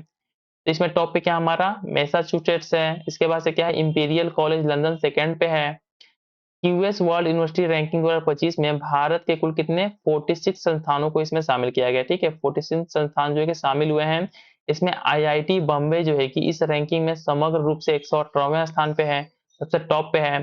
तो इसमें हम देख लेते हैं शीर्ष 5 भारतीय संस्थान यूएस वर्ल्ड रैंकिंग में। तो क्या है, 118वें पे हमारा आईआईटी बॉम्बे है, साथ ही साथ में 150वें पे आईआईटी दिल्ली है, और बाकी कुछ इंपॉर्टेंट है नहीं इसमें। नाउ नेक्स्ट वन देख लेते हैं, हमारा क्या है, यात्रा एवं पर्यटन विकास सूचकांक 2024। ठीक है, यात्रा एवं पर्यटन विकास सूचकांक 2024 को देख लेते हैं। इसको जो है किसके द्वारा रिलीज किया जाता है, इसको रिलीज किया जाता है WEF, world economic forum, that means कि विश्व आर्थिक मंच के द्वारा the travel and the tourism competitiveness report को जारी किया जाता है। इस रिपोर्ट में जब हम बात करते हैं शीर्ष के 5 देशों की, तो फर्स्ट पे क्या हमारा संयुक्त राज्य अमेरिका है, और सेकंड पे क्या हमारा स्पेन है। अब इसमें थोड़ा देख लेते हैं, क्या अंतिम के 3 देश कौन-कौन है हमारे। 119 पे हमारा माली है, और 118 पे क्या है, सिएरा लियोन है। इस रैंकिंग में क्या है हमारा, 2024 में यूरोप को सर्वश्रेष्ठ प्रदर्शन करने वाला क्षेत्र घोषित किया गया है। इस संदर्भ में एशिया प्रशांत क्षेत्र दूसरे स्थान पर है। साथ ही साथ में इसमें हम जब बात करते हैं इंडिया के रैंकिंग की, जो travel and tourism competitiveness report में, तो इंडिया की रैंकिंग कितनी है, 39वां स्थान जो है कि हमारा 39वां स्थान इंडिया का है। और साथ ही साथ में टीटीडीआई 2024 में निम्न मध्यम आय वाली अर्थव्यवस्थाओं में भारत क्या हमारा शीर्ष पर है।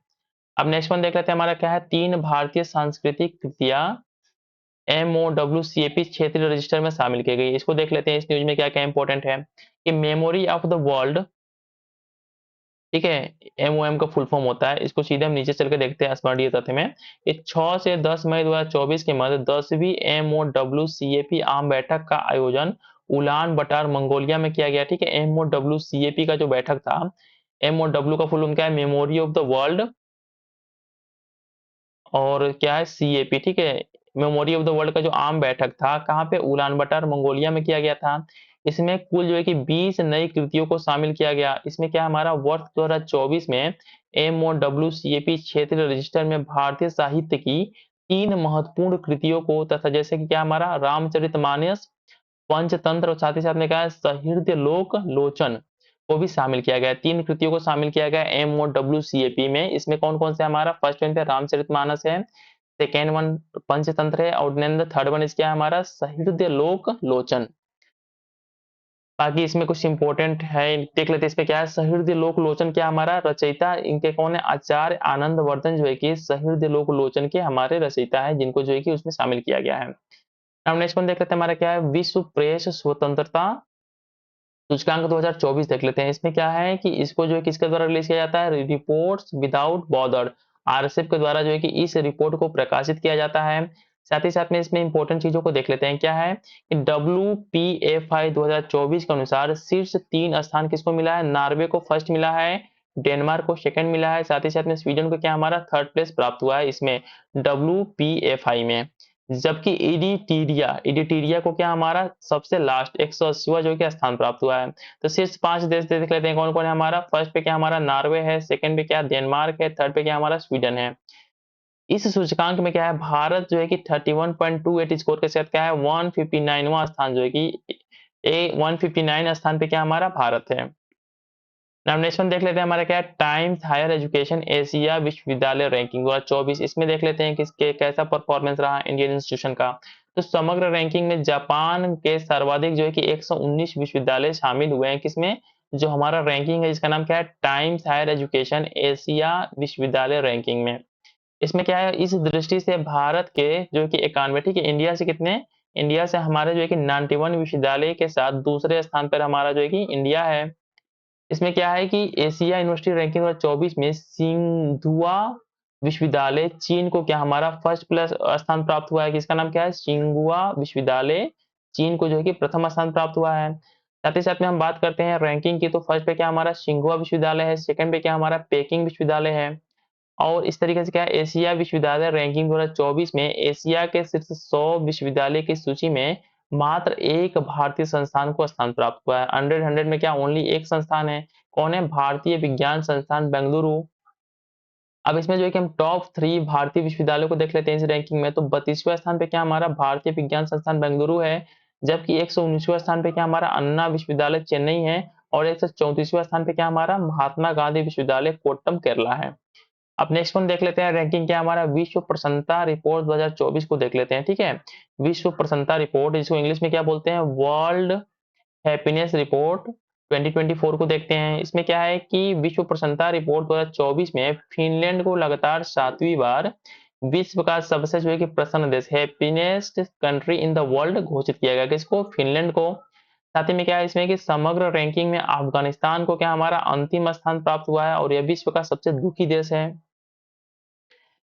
नाउ नेक्स्ट वन देख लेते हैं क्या है, बच्चों और 30 वर्ष से कम आयु के युवाओं की सूची में लिथुनिया को विश्व का सबसे प्रसन्न देश घोषित किया गया है। क्या हमारा जब बच्चों की बात करते हैं, साथ ही साथ में 30 वर्ष से कम आयु की बात करते हैं, तो लिथुनिया को क्या है सबसे प्रसन्न देश घोषित किया गया है। जबकि 60 वर्ष या उससे अधिक आयु के व्यक्तियों की सूची में डेनमार्क को विश्व का सबसे प्रसन्न देश घोषित किया गया है। अब हम सिर्फ 3 देशों की बात करते हैं, तो क्या फर्स्ट पे फिनलैंड है, सेकंड पे डेनमार्क है। इसमें जो है कि इसी रैंकिंग में इंडिया के रैंकिंग की बात करते हैं, क्या 126वें स्थान पे क्या हमारा इंडिया है, किसमें? वर्ल्ड हैप्पीनेस इंडेक्स में जो है कि वर्ल्ड हैप्पीनेस इंडेक्स में इंडिया की रैंकिंग कितनी है? 126वें स्थान पे इंडिया है। विश्व प्रसन्नता शिखर सम्मेलन कहाँ पे हुआ था? लंदन यूके में विश्व प्रसन्नता शिखर सम्मेलन वर्ल्ड हैप्पीनेस समिट का आयोजन किया गया था। तो विश्व प्रसन्नता शिखर सम्मेलन का आयोजन कहाँ पे किया गया था? लंदन यूके में। नाउ नेक्स्ट वन देख लेते हैं। इसमें नेक्स्ट वन क्या है हमारा कि अंतरराष्ट्रीय सहस्त्र शस्त्र हस्तांतरण प्रवृत्ति 2023। डेट मीन्स इसका फुल फॉर्म क्या है? इसको जो है कि सिपरी द्वारा विश्व में पारंपरिक आयुधों के हस्तांतरण की स्थिति पर नवीनतम रिपोर्ट, जिसका नाम क्या है? Trends in international arm transfer 2023 को जारी किया गया है। इसमें क्या है? वर्ष 2019-23 की अवधि में विश्व के शीर्ष 5 शस्त्र निर्यातक देश कौन कौन से हैं? अमेरिका टॉप पे है निर्यात के मामले में, सेकेंड पे हमारा फ्रांस है, उसके बाद से रूस है, उसके बाद से क्या हमारा चीन है, उसके बाद से क्या है? जर्मनी है। ये हमारे टॉप जो है कि आर्म्स इंपोर्टर एक्सपोर्टर कंट्रीज हैं।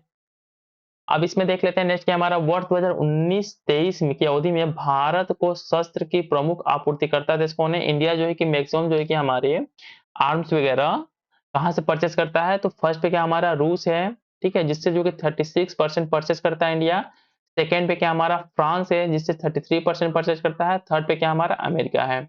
अब नेक्स्ट वन देख लेते हैं हमारा क्या है, अंकोर वाट विश्व का जो है कि 8वां अजूबा। ठीक है, अंकोर वाट को जो है कि विश्व के 8वां अजूबा की लिस्ट में शामिल किया गया है। इसमें क्या है, अंकोर को यूनेस्को द्वारा वर्ष 1992 में विश्व धरोहर सूची में शामिल किया गया था। इसको बनाया किसके द्वारा गया? इसको बनाया गया खमेर साम्राज्य के राजा सूर्यवर्मन द्वितीय के द्वारा कराया गया था। यह मंदिर जो है कि मूलतः भगवान विष्णु को समर्पित था। बाद में जो है कि इसका कैरेक्टरिस्टिक चेंज करके बुद्धिस्ट कर दिया गया, लेकिन स्टार्ट में क्या था? भगवान विष्णु को समर्पित था। इसमें कुछ स्मरणीय तथ्यों को देख लेते हैं। क्या है कि हाल ही में कंबोडिया में स्थित अंकोर वाट विश्व के 8वें अजूबे 8 वंडर ऑफ द वर्ल्ड के आधिकारिक शीर्षक से नवाजा गया है। बाकी इसमें कुछ इंपॉर्टेंट है नहीं। नाउ नेक्स्ट वन देख लेते हैं। इसमें क्या है कि नेक्स्ट हमारा करंट अफेयर है, स्वीडन को जो है कि नाटो का 32वां सदस्य बनाया गया है। किसको? स्वीडन को जो है कि नाटो का 32 मेंबर के रूप में ज्वाइन किया है स्वीडन ने। तो नाटो का फुल फॉर्म क्या है? नाटो का मुख्यालय क्या है? हमारा मुख्यालय है ब्रसल्स बेल्जियम में, जो है कि नाटो का मुख्यालय है। और इसके साथ साथ क्या है, स्वीडन एक तरीके का क्या है, नॉर्डिक देश है, जो कि एज ए नाटो को ज्वाइन कर रहा है। आपके एग्जाम पॉइंट ऑफ व्यू से इतना आपको जानना है कि नाटो को जो है कि 32वें सदस्य के रूप में स्वीडन को जो है कि 32वें सदस्य के रूप में नाटो में ज्वाइन करवाया गया है। अब नेक्स्ट वन हम देख लेते हैं। नेक्स्ट करंट अफेयर क्या है हमारा कि याओउंडे घोषणा। ठीक है, याओउंडे घोषणा जो है कि इसके क्या है कि 6 मार्च 2024 को 11 अफ्रीकी देशों के स्वास्थ्य मंत्रियों द्वारा मलेरिया से होने वाले मृत्यु में त्वरित कमी लाने तथा मलेरिया के विरुद्ध लड़ाई में अटूट प्रतिबद्धता व्यक्त करते हुए याउडे कैमरून में एक घोषणा पत्र जो है कि हस्ताक्षरित किया गया, जिसे याउंडे घोषणा पत्र के नाम से जाना जाता है। ठीक है, ये हमारा जो है कि सीधा से बस आपको ये जानना है कि जो याउंडे घोषणा पत्र है, ये हमारा अफ्रीकी देशों से संबंधित है। आपके पेपर में भी इसी तरीके से पूछेगा। नेक्स्ट वन क्या है हमारा, याउंडे घोषणा का केंद्र विषय क्या था? मलेरिया से कोई नहीं मरेगा। ठीक है, 11 जो है कि अफ्रीकी देशों ने मिलकर एक घोषणा पत्र पे साइन किया है, इसका नाम क्या है? याउडे याओंडे घोषणा पत्र, जिसका पर्पज क्या है कि मलेरिया से कोई नहीं मरेगा, इसका थीम है। अब नेक्स्ट वन देख लेते हैं, हमारा क्या है, वैश्विक आतंकवाद सूचकांक 2024, ठीक है, किसके द्वारा, institute for economics and peace, IEP के द्वारा जो है कि वैश्विक आतंकवाद सूचकांक को जारी किया जाता है। साथ ही साथ में इसमें क्या है कि लगातार 9वें वर्ष इस्लामिक स्टेट को विश्व का क्या है, सबसे घातक आतंकी समूह घोषित किया गया, किसको, इस्लामिक स्टेट को। और साथ ही साथ में जब बात करते हैं आतंकवाद से सर्वाधिक प्रभावित शीर्ष 3 देश कौन कौन है, तो फर्स्ट पे हमारा बुर्किना फासो है, सेकेंड पे इजराइल है, थर्ड पे क्या हमारा माली है, जो कि हमारे आतंकवाद से मैक्सिमम अफेक्टेड कंट्रीज हैं। इसमें भारत का कौन सा स्थान है, भारत का जो है कि 14वां स्थान है, ठीक है, 14वें स्थान पे भारत है हमारा। नेक्स्ट वन देख लेते हैं, हमारा क्या है, पोखरा को जो है कि नेपाल की पर्यटन राजधानी के रूप में अनाउंस किया गया है, ठीक है, एग्जाम पॉइंट ऑफ व्यू से आपके इंपॉर्टेंट है। और बाकी इसमें कुछ इंपॉर्टेंट है। नेक्स्ट वन देख लेते हैं, क्या आर्थिक स्वतंत्रता सूचकांक 2024, ठीक है, इंडेक्स ऑफ इकोनॉमिक फ्रीडम। इसमें क्या इंपॉर्टेंट है कि 4 देशों, फर्स्ट वन क्या है, Singapore, Switzerland, Ireland and Taiwan, ठीक है, ताइवान को जो है कि अत्यधिक उच्च आर्थिक स्वतंत्रता स्कोर 80 से या उससे अधिक प्राप्त हुआ है, और उन्हें आर्थिक रूप से स्वतंत्र श्रेणी में वर्गीकृत किया गया है, किसको, जो है कि हमारा सिंगापुर हो गया, स्विट्जरलैंड हो गया, आयरलैंड हो गया, साथ ही साथ में ताइवान को जो है कि, ठीक है, ताइवान को जो है कि आर्थिक रूप से स्वतंत्र के श्रेणी में वर्गीकृत किया गया है। जबकि हम जब बात करते हैं नेक्स्ट टू 50 टू 59.9 के मध्य स्कोर प्राप्त करने वाले 62 अर्थव्यवस्थाओं को प्राय गैर स्वतंत्र की श्रेणी में रखा गया है। इसमें कौन कौन, भारत भी आता है, साथ ही साथ में ब्राजील भी आता है, रूस भी आता है, जो कि हमारे गैर स्वतंत्र, मोस्टली अनफ्री जो है कि कैटेगरी में आते हैं। इसमें नेक्स्ट वन क्या है, इस सूचकांक में सिंगापुर को जो है कि विश्व का सबसे स्वतंत्र अर्थव्यवस्था घोषित किया गया है। और इसमें क्या है, आर्थिक स्वतंत्रता सूचकांक 2024 में भारत की रैंकिंग कितनी है, 126वें स्थान पे हमारा भारत है। नेक्स्ट वन देख लेते हैं, क्या अंतरराष्ट्रीय बौद्धिक संपदा सूचकांक 2024 देख लेते हैं, जिसको इंग्लिश में क्या बोलते हैं, इंटरनेशनल इंटेलेक्चुअल प्रॉपर्टी इंडेक्स। इसमें जो हमारा फर्स्ट वन क्या है कि अंतरराष्ट्रीय बौद्धिक संपदा सूचकांक 2024 में 55 देशों की सूची में इंडिया कितना था, 42वां रैंकिंग था इंडिया का। ठीक है, तो फिर से मैं रिपीट करता हूँ, बहुत इंपॉर्टेंट है आपके एग्जाम पॉइंट ऑफ व्यू से, कि जो हमारा रैंकिंग का नाम क्या है, इंटरनेशनल इंटेलेक्चुअल प्रॉपर्टी इंडेक्स, ठीक है, इंटरनेशनल इंटेलेक्चुअल प्रॉपर्टी इंडेक्स में इंडिया की रैंकिंग कितनी है, इंडिया की रैंकिंग हमारी है 42, ठीक है, 42 रैंकिंग है इंडिया की। अब नेक्स्ट वन देख लेते हैं, इसमें क्या है हमारा कि भ्रष्टाचार बोध सूचकांक, भ्रष्टाचार बोध सूचकांक को देख लेते हैं। एक इसके द्वारा ट्रांसपेरेंसी इंटरनेशनल द्वारा जो है कि करप्शन परसेप्शन इंडेक्स सीपीआई को रिलीज किया जाता है हर साल। और इसमें जो हम जब बात करते हैं सबसे कम भ्रष्टाचार वाले 3 देश कौन कौन से हमारे, तो ये हमारा डेनमार्क जो है कि फर्स्ट पे है, ठीक है, इसके साथ साथ फिनलैंड की रैंकिंग क्या है, सेकंड है, न्यूजीलैंड की रैंकिंग क्या है, थर्ड है। इसमें जब हम बात करते हैं सर्वाधिक भ्रष्टाचार वाले 4 देश कौन है, तो सोमालिया में सबसे ज्यादा करप्शन है, इसके बाद से वेनेजुएला आता है। और इस कैटेगरी में जो है कि इंडिया की रैंकिंग की बात करते हैं, तो भारत की रैंकिंग कितनी है, 39 रैंकिंग है भारत की, सॉरी 39 अंकों के साथ इंडिया की रैंकिंग कितनी है, 93 रैंक है हमारा। करप्शन परसेप्शन इंडेक्स में इंडिया की रैंकिंग कितनी है, 93 रैंकिंग है इंडिया की, जो आपके एग्जाम पॉइंट ऑफ व्यू से इंपॉर्टेंट है। उल्लेखनीय है कि भारत के अतिरिक्त कजाकिस्तान, लोसोथो और साथ ही साथ में मालदीव को भी जो है कि 93वें रैंक प्राप्त हुआ है। अब नेक्स्ट वन देख लेते हैं, हमारा क्या है, गरबा मानवता की एक अमूर्त सांस्कृतिक विरासत, ठीक है, इसके बारे में देख लेते हैं। हाल ही में इसको क्या हुआ था, इसको जो है कि इसमें स्मृति तथ्य में देख लेते हैं, क्या है कि 18वीं वार्षिक बैठक 5 से 8 दिसंबर 2023 के मध्य कसाने, बोत्सवाना में संपन्न हुआ था, किसकी बैठक, inter governmental committee of the UNESCO for the safeguarding of the intangible culture heritage.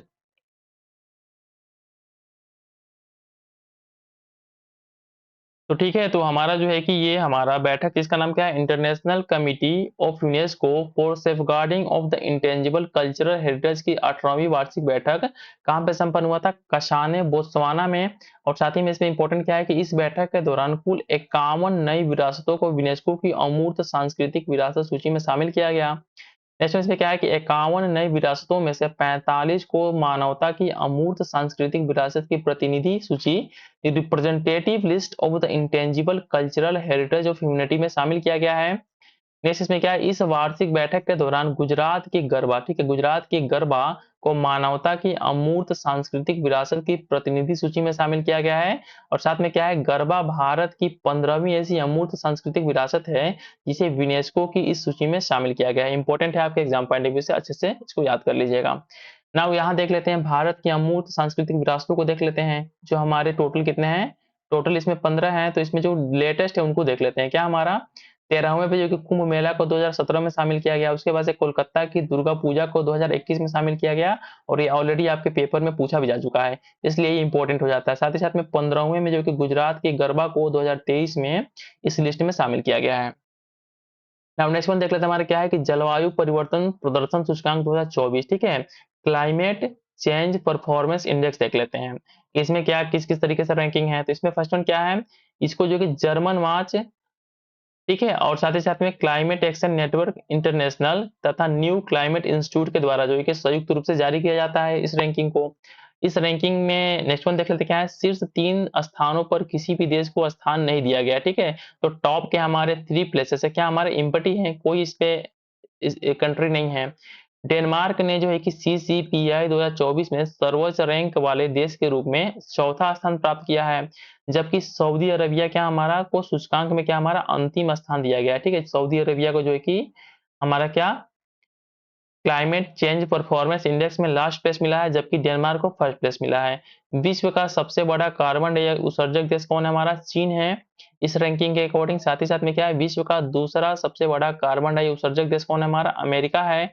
और जो है कि इस रैंकिंग में भारत को कौन सा रैंकिंग है, 7वां स्थान मिला है भारत को global climate change performance index में।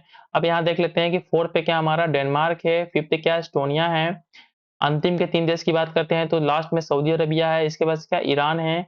और इसी रैंकिंग में हमारा भारत का रैंकिंग कितना है, हमारा 7वें स्थान पे हमारा भारत है, स्कोर 17.25 के साथ। अब नेक्स्ट वन देख लेते हैं, हमारा time person of the year, ठीक है, time person of the year 2023, ठीक है, इसको देख लेते हैं इसमें क्या क्या इंपॉर्टेंट है। इसमें क्या है कि 2023 की प्रख्यात अमेरिकी गायिका गीतकार टेलर स्विफ्ट को पर्सन ऑफ द ईयर चुना गया है। किसको, जो हमारा टेलर स्विफ्ट है, इनको जो है कि पर्सन ऑफ द ईयर पुरस्कार के लिए चुना गया है इस बार के इसमें time person of the year award में। साथ ही में इसमें क्या है कि इस प्रकार टेलर स्विफ्ट टाइम के पर्सन ऑफ द ईयर के कवर पेज पर 2 बार स्थान प्राप्त करने वाली प्रथम महिला बन गई है। नेक्स्ट वन देख लेते हैं, इसमें क्या है, साथ ही कला आर्ट्स के क्षेत्र में अपनी उपलब्धियों हेतु times person of the year घोषित होने वाली ये क्या है, प्रथम व्यक्ति है। अब इसमें नेक्स्ट वन देख लेते हैं, क्या है, सीईओ ऑफ द ईयर किसको किया गया है, सैम ऑल्टमैन को, जो कि ओपन एआई के सीईओ हैं। एथलीट ऑफ द ईयर किसको चुना गया है, लियोन मेसी को, जो कि फुटबॉलर हैं। Breakthrough of the year किसको चुना गया है, एलेक्स न्यूएल को, ठीक है। अब नेक्स्ट वन देख लेते हैं, हमारा क्यूएस एशिया यूनिवर्सिटी रैंकिंग 2024, ठीक है। इस रैंकिंग में देख लेते हैं कि इस यूनिवर्सिटी का परफॉर्मेंस कैसा रहा। तो इसमें जब बात करते हैं तो इस रैंकिंग में सर्वाधिक विश्वविद्यालय जो है कि भारत के 148 विश्वविद्यालय शामिल हुए थे। इसमें जो है कि एशिया के 3 शीर्ष विश्वविद्यालय कौन-कौन है? फर्स्ट पे हमारा पेकिंग विश्वविद्यालय है, जो कि चीन में है। जबकि सेकंड पे क्या हमारा हांगकांग विश्वविद्यालय है, जो कि हांगकांग में है। जबकि शीर्ष 100 में शामिल भारतीय विश्वविद्यालयों को देख लेते हैं, रैंकिंग क्या है। फर्स्ट इंडिया में रैंकिंग है, ओवरऑल रैंकिंग एशिया में रैंकिंग कितनी है, 40 है, आईआईटी बॉम्बे की। इंडिया में रैंकिंग सेकंड है, जबकि एशिया में रैंकिंग 46 है, किसकी, आईआईटी दिल्ली की। ये जो हमारे टॉप के हमारे 2 इंस्टीट्यूट थे, जो कि इस रैंकिंग में जगह बना पाए, जिसकी रैंकिंग 40 थी, एक की 46 थी। अब नेक्स्ट वन देख लेते हैं, क्या है, ग्वालियर एवं कोझिकोड, ठीक है, यूसीसीएन में शामिल। यूसीसीएन मतलब कि यूनेस्को क्रिएटिव सिटी नेटवर्क में जो है कि ग्वालियर को साथ ही साथ में कोझिकोड को शामिल किया गया है। इसमें देख लेते हैं स्मृति तत्व में क्या है कि 55 शहरों को यूनेस्को के रचनात्मक शहरों के नेटवर्क में शामिल किया गया है। इसमें क्या है, जिन 55 शहरों को यूनेस्को के रचनात्मक शहरों के नेटवर्क में शामिल किया गया है, उनमें 2 क्या हमारे भारतीय शहर भी शामिल है। फर्स्ट वन क्या हमारा कोझिकोड है, सेकंड क्या है, ग्वालियर है। कोझिकोड को किसमें, संगीत के क्षेत्र में शामिल किया गया है, जबकि कोझिकोड को साहित्य के क्षेत्र में शामिल किया गया है। उल्लेखनीय है कि इसके पूर्व वर्ष 2015 में जयपुर को शिल्प एवं लोक कला की श्रेणी में, वाराणसी को संगीत की श्रेणी में, चेन्नई को भी संगीत की श्रेणी में, साथ ही में मुंबई को फिल्म की श्रेणी में, और हैदराबाद को पाक कला के क्षेत्र में, और साथ ही साथ में श्रीनगर को जो है कि शिल्प एवं लोक कला की श्रेणी में जो है कि इस लिस्ट में शामिल किया गया था। इस तरीके से हमारे इंडिया से कितने हो गए टोटल, जो है कि 8 जो है कि इंडिया से हो गए हमारे इस श्रेणी में। अब नेक्स्ट वन देख लेते हैं हमारा क्या है, इजराइल फिलिस्तीन विवाद देख लेते हैं। ठीक है, हाल ही में बहुत ही ज्यादा ये न्यूज में था, हर जगह न्यूज में दिखता था। इसमें क्या है कि हमास द्वारा इजराइल पर किए गए हमलों को ऑपरेशन अल अक्सा फ्लड नाम दिया गया। ठीक है, जो हमास ने इजराइल पे, जो इजराइल कंट्री है, इस पे जो है कि हमास ने जो हमला किया था, इस हमला को इजराइल ने क्या नाम दिया, किए गए हमले को, जो कि सॉरी, हमास ने जो है कि जो हमला किया था इजराइल के ऊपर, उसको क्या नाम दिया था हमास ने, उसको नाम दिया गया था ऑपरेशन अल अक्सा फ्लड। ठीक है, अल अक्सा बहुत इंपॉर्टेंट है आपके एग्जाम पॉइंट ऑफ व्यू से। अब नेक्स्ट वन इसमें देख लेते हैं क्या इंपॉर्टेंट कि, नेक्स्ट वन है कि इसके प्रत्युत्तर में इजराइल ने एक ऑपरेशन लॉन्च किया हमास के ऊपर, इसको नाम क्या दिया गया, आयरन स्क्वाड नाम दिया गया। ठीक है, तो बहुत इंपॉर्टेंट है आपके एग्जाम पॉइंट ऑफ व्यू से कि जब इजराइल के ऊपर जो है कि हमास ने हमला किया, ठीक है, तो उस ऑपरेशन को नाम दिया इसने अल अक्सा फ्लड। जबकि जब इजराइल ने जो है कि उल्टा, इजराइल ने जो है कि उल्टा हमास के ऊपर रिट्रीट किया, हमला किया, तो इसको नाम दिया गया आयरन स्क्वाड्स। नेक्स्ट वन क्या है इसमें कि इजराइल से भारत के नागरिकों को सुरक्षित निकालने के लिए, इस तरीके से इजराइल से भारत के नागरिकों को सुरक्षित निकालने के लिए ऑपरेशन अजय का शुभारंभ किया गया। ठीक है, तो देख रहे हैं कि जो हमारा इजराइल में जब जो है कि हमास और इजराइल के बीच में युद्ध स्टार्ट हो गया, ठीक है, तो इसके बीच में जो हमारे भारतीय नागरिक इजराइल में फंसे हुए थे, इनको निकालने के लिए भारत ने क्या ऑपरेशन लॉन्च किया, इस ऑपरेशन का नाम था operation Ajay. Exam point of view से बहुत इंपॉर्टेंट है। अब नेक्स्ट वन देख लेते हैं हमारा क्या है, धोर्डो सर्वश्रेष्ठ पर्यटन गांव। ठीक है, धोर्डो जो है कि सर्वश्रेष्ठ पर्यटन गांव, इसको देख लेते हैं कि क्या है इसमें कि उल्लेखनीय है कि अब तक यूएनडब्ल्यूटीओ द्वारा भारत के 2 गांवों को सर्वश्रेष्ठ पर्यटन गांव की सूची में शामिल किया गया है। इसमें क्या है, धोरडो को जो है कि 2023 में शामिल किया गया, जबकि 2021 में पोचमपल्ली जो कि तेलंगाना का एक गांव है, इसको जो है कि सर्वश्रेष्ठ पर्यटन गांव के रूप में चयनित किया गया है। बहुत इंपॉर्टेंट है आपके एग्जाम पॉइंट ऑफ व्यू से कि अब तक जो है कि इंडिया से 2 गांवों को यूएनडब्ल्यूटीओ द्वारा शामिल किया गया है जो है कि सर्वश्रेष्ठ पर्यटन गांव की लिस्ट में। तो इसमें फर्स्ट वन क्या है हमारा, धोर्डो हो गया, उसके वजह से क्या है, पोचमपल्ली तेलंगाना। अब नेक्स्ट वन देख लेते हैं, वैश्विक पेंशन सूचकांक 2023 देख लेते हैं, इसमें क्या क्या इंपॉर्टेंट है। इसमें टॉप के 3 देश कौन है हमारा, नीदरलैंड फर्स्ट पे है, सेकंड पे आइसलैंड है। जब बात करते हैं हम भारत की इसमें रैंकिंग की, तो क्या है, 45वें स्थान पे हमारा भारत है, किसमें, वर्ल्ड, जो है कि वर्ल्ड वैश्विक पेंशन सूचकांक। ठीक है, इसमें जो है कि इंडिया की रैंकिंग कितनी है, हमारी इंडिया की रैंकिंग है 45। अब नेक्स्ट वन देख लेते हैं, नेक्स्ट वन क्या हमारा, वैश्विक भूख सूचकांक देख लेते हैं। ठीक है, ग्लोबल हंगर इंडेक्स बहुत इंपॉर्टेंट है। तो इसमें जो है कि क्लासिफिकेशन किया गया है, डेट मीन्स कि क्या, वैश्विक भूख सूचकांक 4 संकेतकों पर आधारित है। इसमें क्या हमारा, अंडर नोरिशमेंट है, चाइल्ड वास्टिंग है, चाइल्ड स्टंटिंग है, साथ ही साथ में क्या है, चाइल्ड मोर्टेलिटी है। कुछ स्मरणीय तथ्यों को देख लेते हैं, इसमें क्या है, कंसर्न वर्ल्ड वाइड तथा वर्ल्ड हंगर हेल्प द्वारा संयुक्त रूप से वैश्विक भूख सूचकांक 2023 को, ग्लोबल हंगर इंडेक्स 2023 को जारी किया गया। नाउ नेक्स्ट वन इसमें देख लेते हैं क्या है इसमें कि अंतिम 3 देश की जब बात करते हैं, तो सबसे लास्ट पे क्या हमारा, 125वें स्थान पे मध्य अफ्रीका गणराज्य है, 124वें स्थान पे क्या हमारा, मेडागास्कर है। जबकि इसी रैंकिंग में इंडिया की रैंकिंग कितनी है हमारी, 111वें स्थान पे वर्ल्ड हंगर इंडेक्स है। ठीक है, तो ग्लोबल हंगर इंडेक्स है, इसमें जो इंडिया की रैंकिंग कितनी है, 111वें स्थान पे हमारा इंडिया है। और साथ ही साथ में भारत को किस कैटेगरी में रखा गया, भारत का स्कोर यहाँ भूखमरी की गंभीर स्थिति को प्रदर्शित करता है। अब नोबेल पुरस्कार 2023 देख लेते हैं कि इसमें किसको किसको जो है कि किस किस पुरस्कार से सम्मानित किया गया। तो इसमें फर्स्ट क्या हमारा, यह पुरस्कार क्लाडिया गोल्डिन, ठीक है, जब हम बात करते हैं अर्थशास्त्र का नोबेल पुरस्कार 2023 को, तो इसको किसको दिया गया है, यह पुरस्कार दिया गया है क्लाडिया गोल्डिन को दिया गया है। किसके लिए दिया गया है, क्लाडिया गोल्डिन अर्थशास्त्र का नोबेल पुरस्कार जीतने वाली क्या हमारी तीसरी महिला बन गई है। ठीक है, बहुत इंपॉर्टेंट है आपके एग्जाम पॉइंट ऑफ व्यू से कि जो अर्थशास्त्र हमारा इकोनॉमिक है, इकोनॉमी का जो है कि हमारा 2023 का नोबेल पुरस्कार किसको दिया गया है, क्लाडिया गोल्डिन को दिया गया है। और यह जो है कि अर्थशास्त्र का नोबेल पुरस्कार जीतने वाली जो है कि तीसरी महिला बन गई है। नाउ नेक्स्ट वन देख लेते हैं, हमारा नेक्स्ट वन इसमें क्या है, नेक्स्ट वन है हमारा कि नोबेल का शांति पुरस्कार देख लेते हैं 2023 को, किसको दिया गया है, इसको दिया गया है ईरान की नरगेस मोहम्मदी को, जो है कि नरगेस मोहम्मदी को जो है कि नोबेल का शांति पुरस्कार से सम्मानित किया गया है 2023 का। नेक्स्ट वन क्या हमारा, जब साहित्य की बात करते हैं, अब साहित्य के क्षेत्र में नोबेल पुरस्कार 2023 की बात करते हैं, किसको दिया गया है, ये दिया गया है नॉर्वेजियन लेखक जिनका नाम क्या है, जॉन ओल्वा फासे। ठीक है, जॉन ओल्वा फासे को, जिनका संबंध जो है कि नॉर्वे से है, इनको जो है कि साहित्य के क्षेत्र का नोबेल पुरस्कार से सम्मानित किया गया है। अब रसायन विज्ञान के क्षेत्र में नोबेल पुरस्कार देख लेते हैं किसको दिया गया है। तो इसमें 3 लोगों को दिया गया है। फर्स्ट वन पे क्या हमारा मोंगी जी बावेंडी है, नेक्स्ट वन क्या हमारा लुइस ई ब्रूस है, ठीक है, और इसके बाद से क्या हमारा एलेक्सी आई एकिमो है। इन तीनों वैज्ञानिकों को जो है कि क्वांटम डॉट्स, ठीक है, क्वांटम डॉट्स की खोज एवं संश्लेषण के लिए जो है कि इस प्रदान को प्रदान किया गया, ठीक है। जो हमारा 2023 का रसायन विज्ञान का नोबेल पुरस्कार है 3 लोगों को दिया गया है, किसके लिए, क्वांटम डॉट्स की खोज करने के लिए। और 3 लोगों का नाम आप कैसे याद रखोगे, यहाँ देखिए हमारा बावेंडी है ना, बी से है बावेंडी, ब्रूस है, इसके बाद से क्या हमारा एकिमोव है। मतलब आप इस तरीके से याद कर सकते हो बी बी ई, ठीक है। ये हमारे क्या है रसायन विज्ञान के नोबेल पुरस्कार से सम्मानित व्यक्तियों के नाम है। अब इसमें हम भौतिक विज्ञान देख लेते हैं कि भौतिक विज्ञान में नोबेल पुरस्कार किसको किसको मिला है। तो पहले क्या हमारा पियरे एगोस्टिनी है फर्स्ट पे, सेकंड पे क्या हमारा फ्रैंक फेरेंक क्राउच है, इसके बाद क्या है एनी अल हुइलियर है। इनको किसके लिए मिला है, इन तीनों वैज्ञानिकों को यह पुरस्कार पदार्थ में इलेक्ट्रॉन गतिशीलता के अध्ययन के लिए मिला है, ठीक है, के लिए प्रकाश के एटो सेकेंड पल्स, ठीक है, एटो सेकेंड पल्स उत्पन्न करने वाले प्रयोगात्मक तरीके की खोज के लिए प्रदान किया गया है।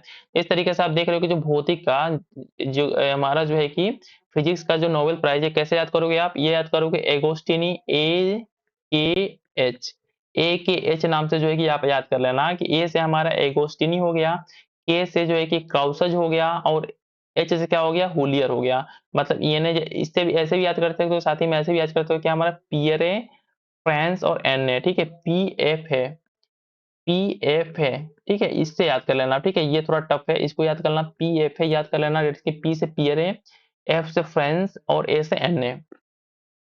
अब नेक्स्ट वन देख लेते हैं कि हमारा चिकित्सा का जो कि नोबेल पुरस्कार किसको दिया गया है, इनको दिया गया है केटालीन कारिको, उसके बाद से क्या ड्रू विशमैन को, जो कि 2 लोगों को हमारा चिकित्सा का क्षेत्र का नोबेल पुरस्कार दिया गया है। किस लिए दिया गया, उपयुक्त दोनों वैज्ञानिकों की खोज कोविड-19 के विरुद्ध प्रभावी एमआरएनए टीकों के विकास में महत्वपूर्ण साबित हुई थी, इसलिए जो कि इनको जो कि चिकित्सा के क्षेत्र का नोबेल पुरस्कार दिया गया है। इसको कैसे याद करोगे, केटलिन याद कर लेना और ड्रू याद कर लेना, मतलब केडी, ठीक है, केडी को जो है कि हमारा मेडिकल के फील्ड का नोबेल पुरस्कार दिया गया है 2023 का। अब नेक्स्ट वन देख लेते हैं हमारा क्या है टाइम्स वैश्विक रैंकिंग विश्वविद्यालय रैंकिंग 2024 देख लेते हैं इसमें इसको कैसे रैंकिंग प्राप्त हुई है। तो इसमें फर्स्ट वन क्या है हमारा इसमें कि रैंकिंग के अनुसार भारतीय विज्ञान संस्थान बेंगलुरु भारत का क्या हमारा शीर्ष संस्थान है। भारत का टॉप का इंस्टीट्यूट कौन है हमारा, भारत का टॉप का इंस्टीट्यूट है हमारा आईएससी बेंगलुरु। अब इसमें कुछ और चीजों को देख लेते हैं क्या है।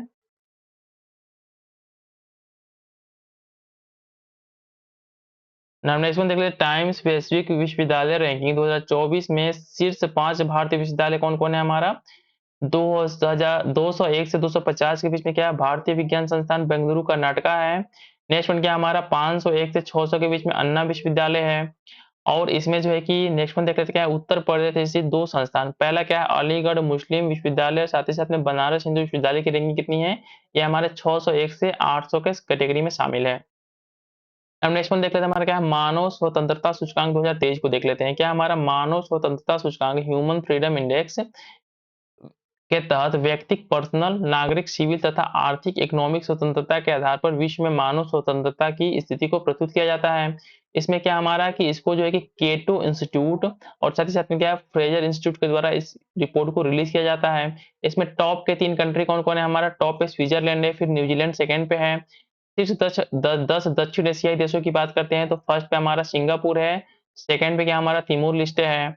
भारत की रैंकिंग इसमें कितनी है, 9वीं रैंकिंग है, ठीक है, भारत की रैंकिंग सॉरी भारत के जो कि क्षेत्रीय रैंकिंग कितनी है 9 है। और जबकि वैश्विक रैंकिंग की बात करते हैं क्या तो 109 है। किसमें रैंकिंग है ये हमारा मानव स्वतंत्रता सूचकांक मतलब कि ह्यूमन फ्रीडम इंडेक्स में इंडिया की रैंकिंग कितनी है 109 रैंकिंग है इंडिया की। अब नेक्स्ट वन देखते हैं हमारा क्या है वैश्विक प्रतिभा प्रतिस्पर्धा सूचकांक 2023 देख लेते हैं। इसमें क्या है हमारा कि प्रथम 5 स्थानों पर क्रमशः स्विट्जरलैंड फर्स्ट पे है, सिंगापुर सेकंड पे, संयुक्त राज्य अमेरिका, डेनमार्क, नीदरलैंड है। जबकि अंतिम 5 स्थानों पर क्या हमारा 4 जो सबसे लास्ट में है, फिर कांगो डेमोक्रेटिक रिपब्लिक जो है कि 133वें स्थान पे है। अब भारत की स्थिति की बात करते हैं इस रैंकिंग में तो 103 स्थान पे क्या हमारा समग्र रैंकिंग के साथ इंडिया जो है कि 103वें स्थान पे है। इसका स्कोर कितना है 13.37 है और इसको निम्न मध्यम वर्ग में रखा गया है। साथ ही साथ में क्या है मध्य और दक्षिण एशिया में इंडिया की रैंकिंग कितनी है, क्षेत्रीय रैंकिंग 5 है।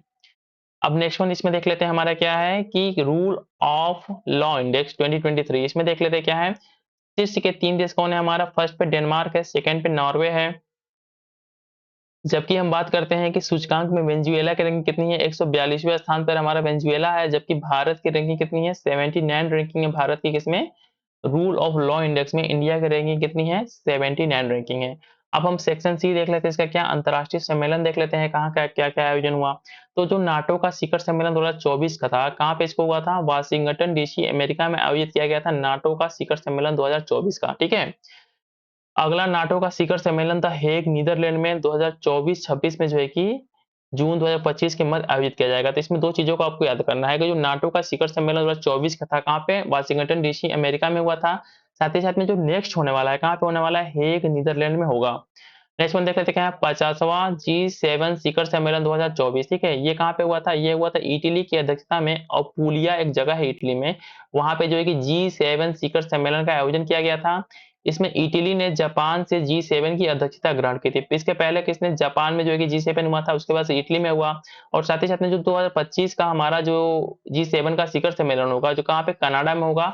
और साथ ही साथ में कनाडा में इसका इंडिया से इसमें विवाद चल रहा है, तो इसलिए जो है कि इंडिया में आवाजें उठ रही हैं कि इंडिया को जो है कि पार्टी G7 में पार्टिसिपेट नहीं करना चाहिए, जो वहां से बुलावा आएगा उसको एक्सेप्ट नहीं करना चाहिए, ठीक है। ऑलरेडी जो है कि G7 का मेंबर इंडिया है नहीं। तो हमारा इस तरीके से हमने देखा कि जो है कि हमारा अगला जो है कि G7 का जो समिट होगा 25 का, कहाँ पे? कनाडा में हेल्ड होगा।